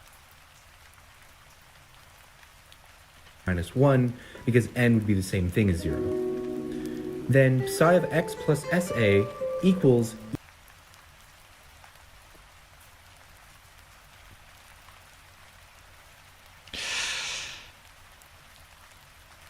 Didn't he say it was I see? we found what theta is, and we know that c must be equal to e to the 2 pi I s over n.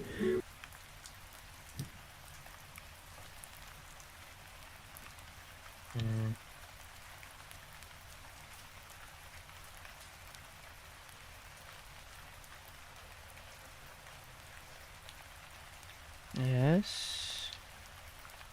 Where s ranges from 0 to n minus 1, because n would be the same thing as 0. Then psi of x plus sa Oh. Psst. Okay, I think I forgot something. I forgot the C. Hallelujah, amen.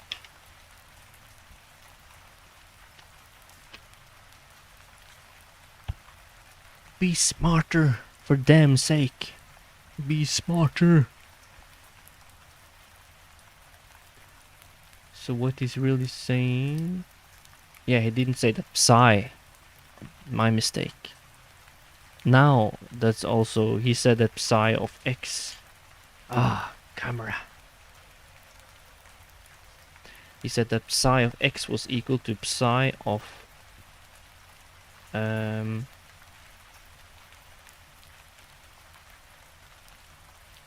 psi of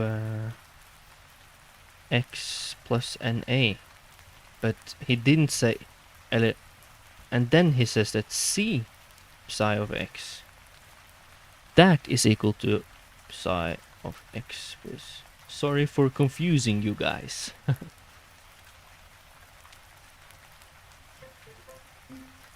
So that's really e to the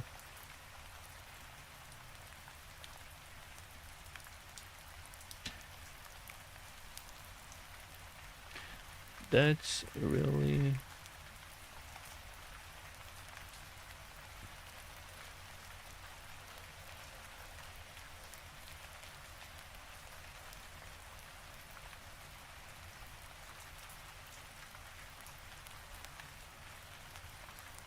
and that's really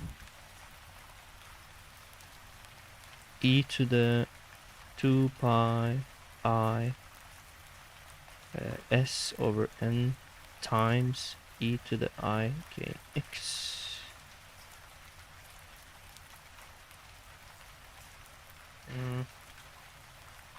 And if you, this is your psi of x, psi of x e to the I k x, then this must be e to the I k x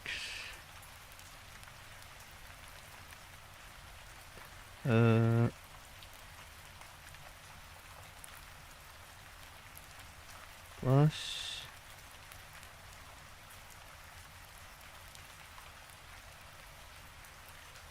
e k s a, right?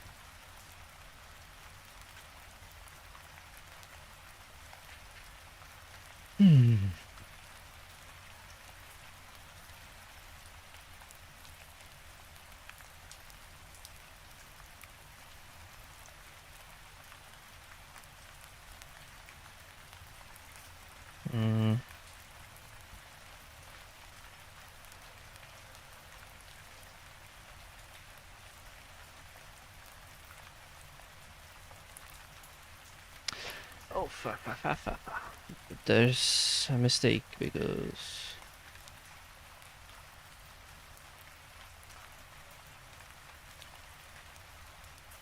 where does your s squared go? Huh? A equals e to the I 2 pi s over n times psi of x. And this is actually Bloch's theorem, though we typically write it as e to the I ka psi of x, where k is 2 pi s over na. The reason for this I'll touch on a little bit later in this video, but the full reason will be left for another video. Remember, this is also just in one dimension. Now, there is a different representation of Bloch's theorem that we can derive from our results so far. This new representation will tell us exactly what form psi of x takes. Now, if you were to just guess that, you might guess something like e to the ikx. And in fact, this does meet our boundary conditions. Wait, did I The true cheat? answer is close, it's e to the ikx, but times some new function u of x, where u of x close, it's e to the ikx, but does meet our boundary conditions. I guess something like e to the ikx. And in fact, this does And that is what I got. So what was he doing here, back here?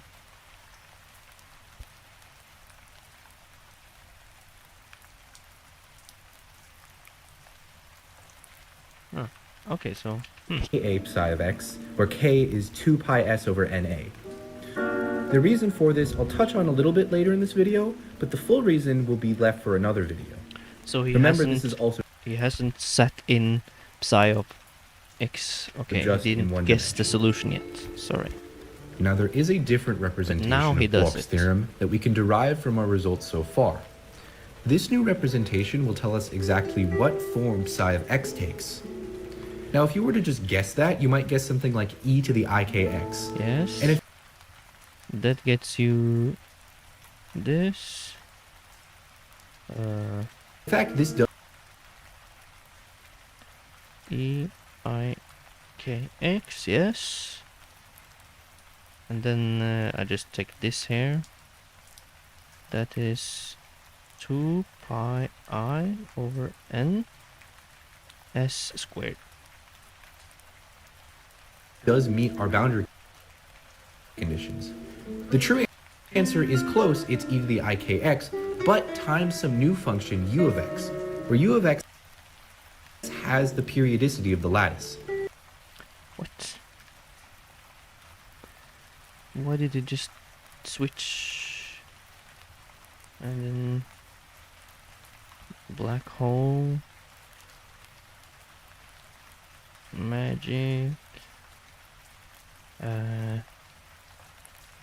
e to the 2 pi I Times some new function u of x, where u of x has e to the ikx. In fact, this does meet our boundary conditions. And then, okay, if you say S is N, that's fine.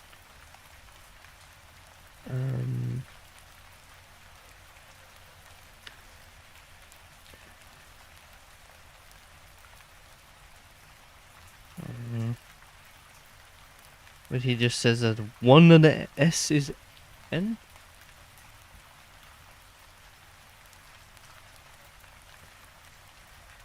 Was it better? The true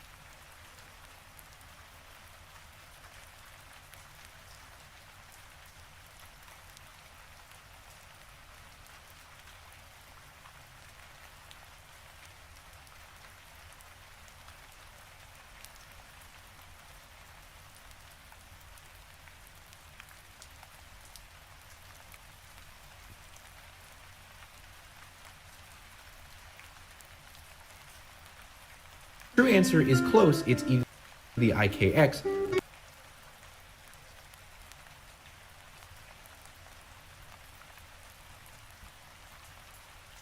But times some new functions. The true answer is close, it's e to the ikx, but times some new function u of x, where u of x has the periodicity of the lattice. That is, u of x plus a equals u of x. You can think of this as something like a unit cell function. In fact, the sinusoid I've drawn below is representative of one of these unit cell functions. Is the line along which our crystal lattice.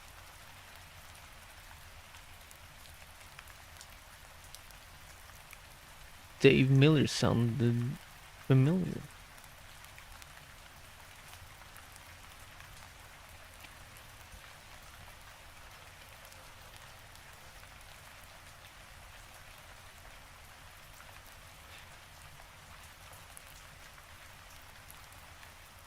This one?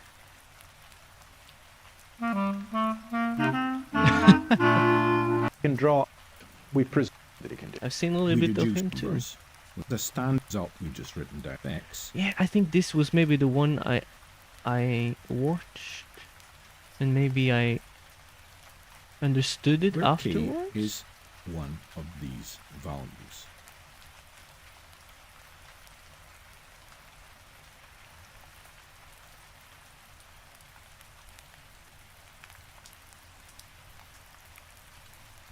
The two the values may end from in our to K. Allowed value K and in fact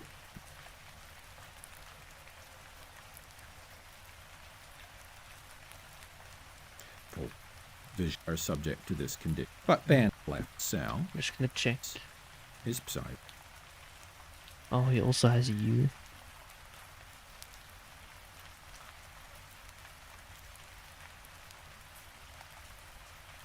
They will all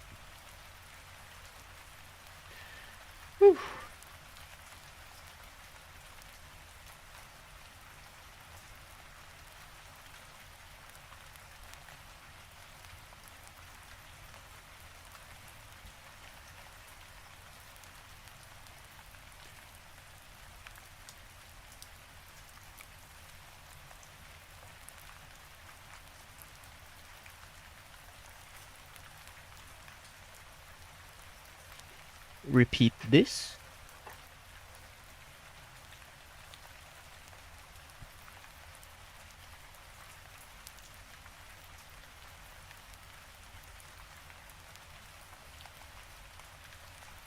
Yeah, yeah.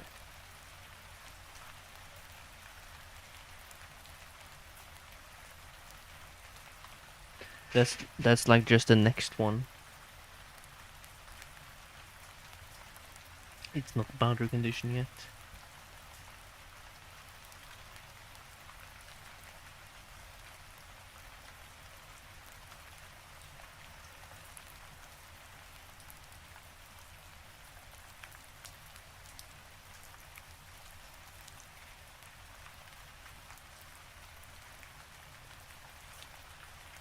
I think this was it for tonight. There will be a stream break, probably till Tuesday, because I'm going back home to my hometown for the weekend at Easter. I will need to study there as well. Physics is never finished, but and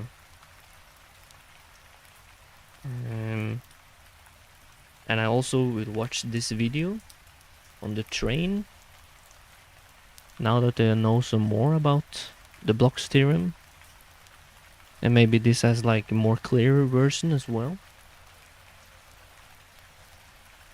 Thank you for that again.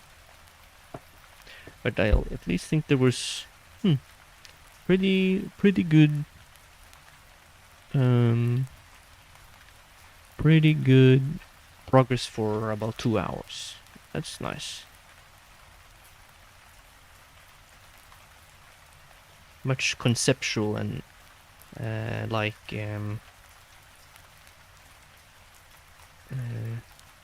conceptual and understanding. We can look at our mission. Our mission was to understand this.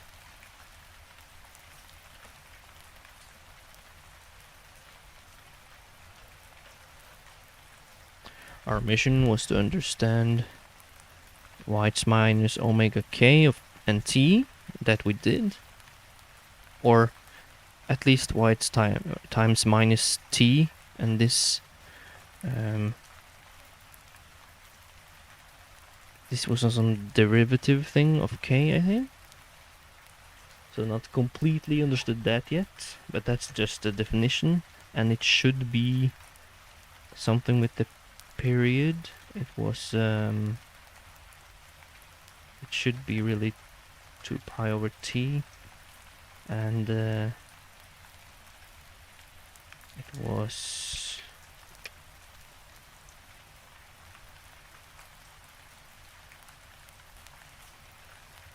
and t was lambda over v.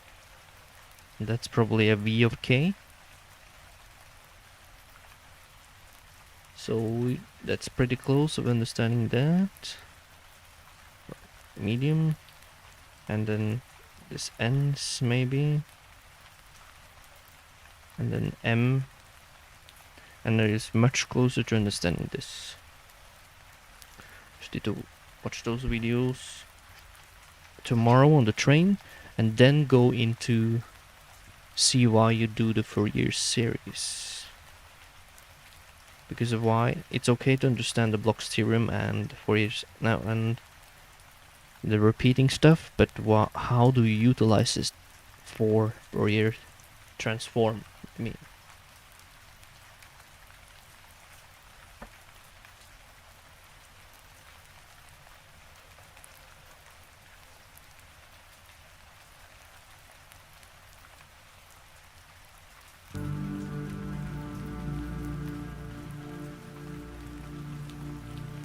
so thank you for watching, and I'll be back after the weekend.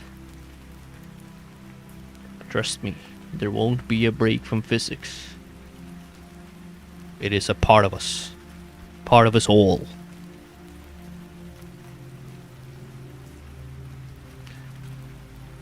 And thanks Galva for the videos and links and much discussion.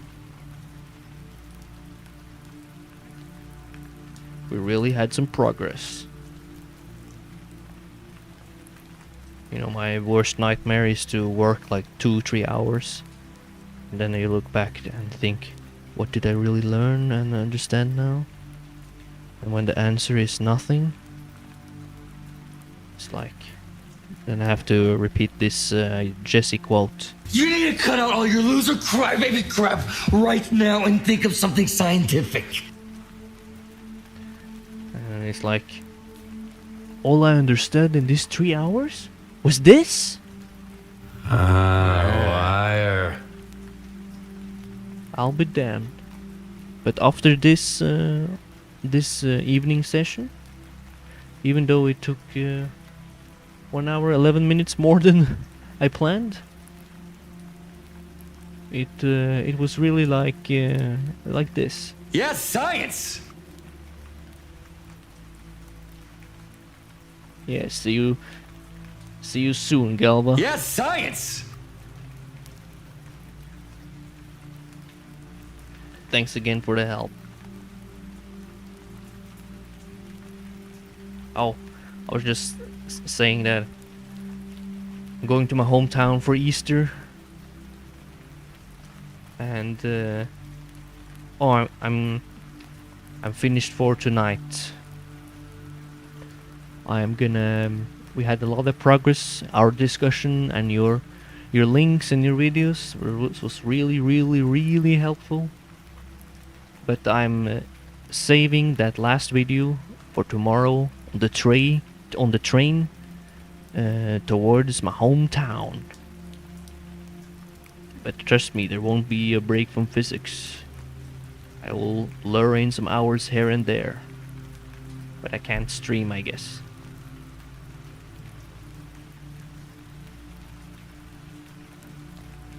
And it looks like that Miller guy was nice.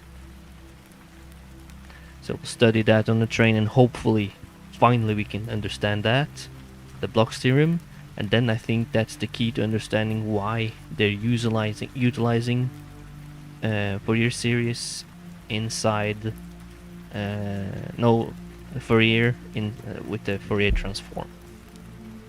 Fourier series. No, Fourier transform. I think the brain is fried.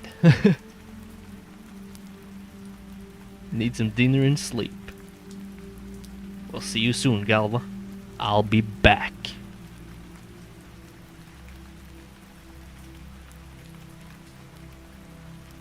Thank you so much.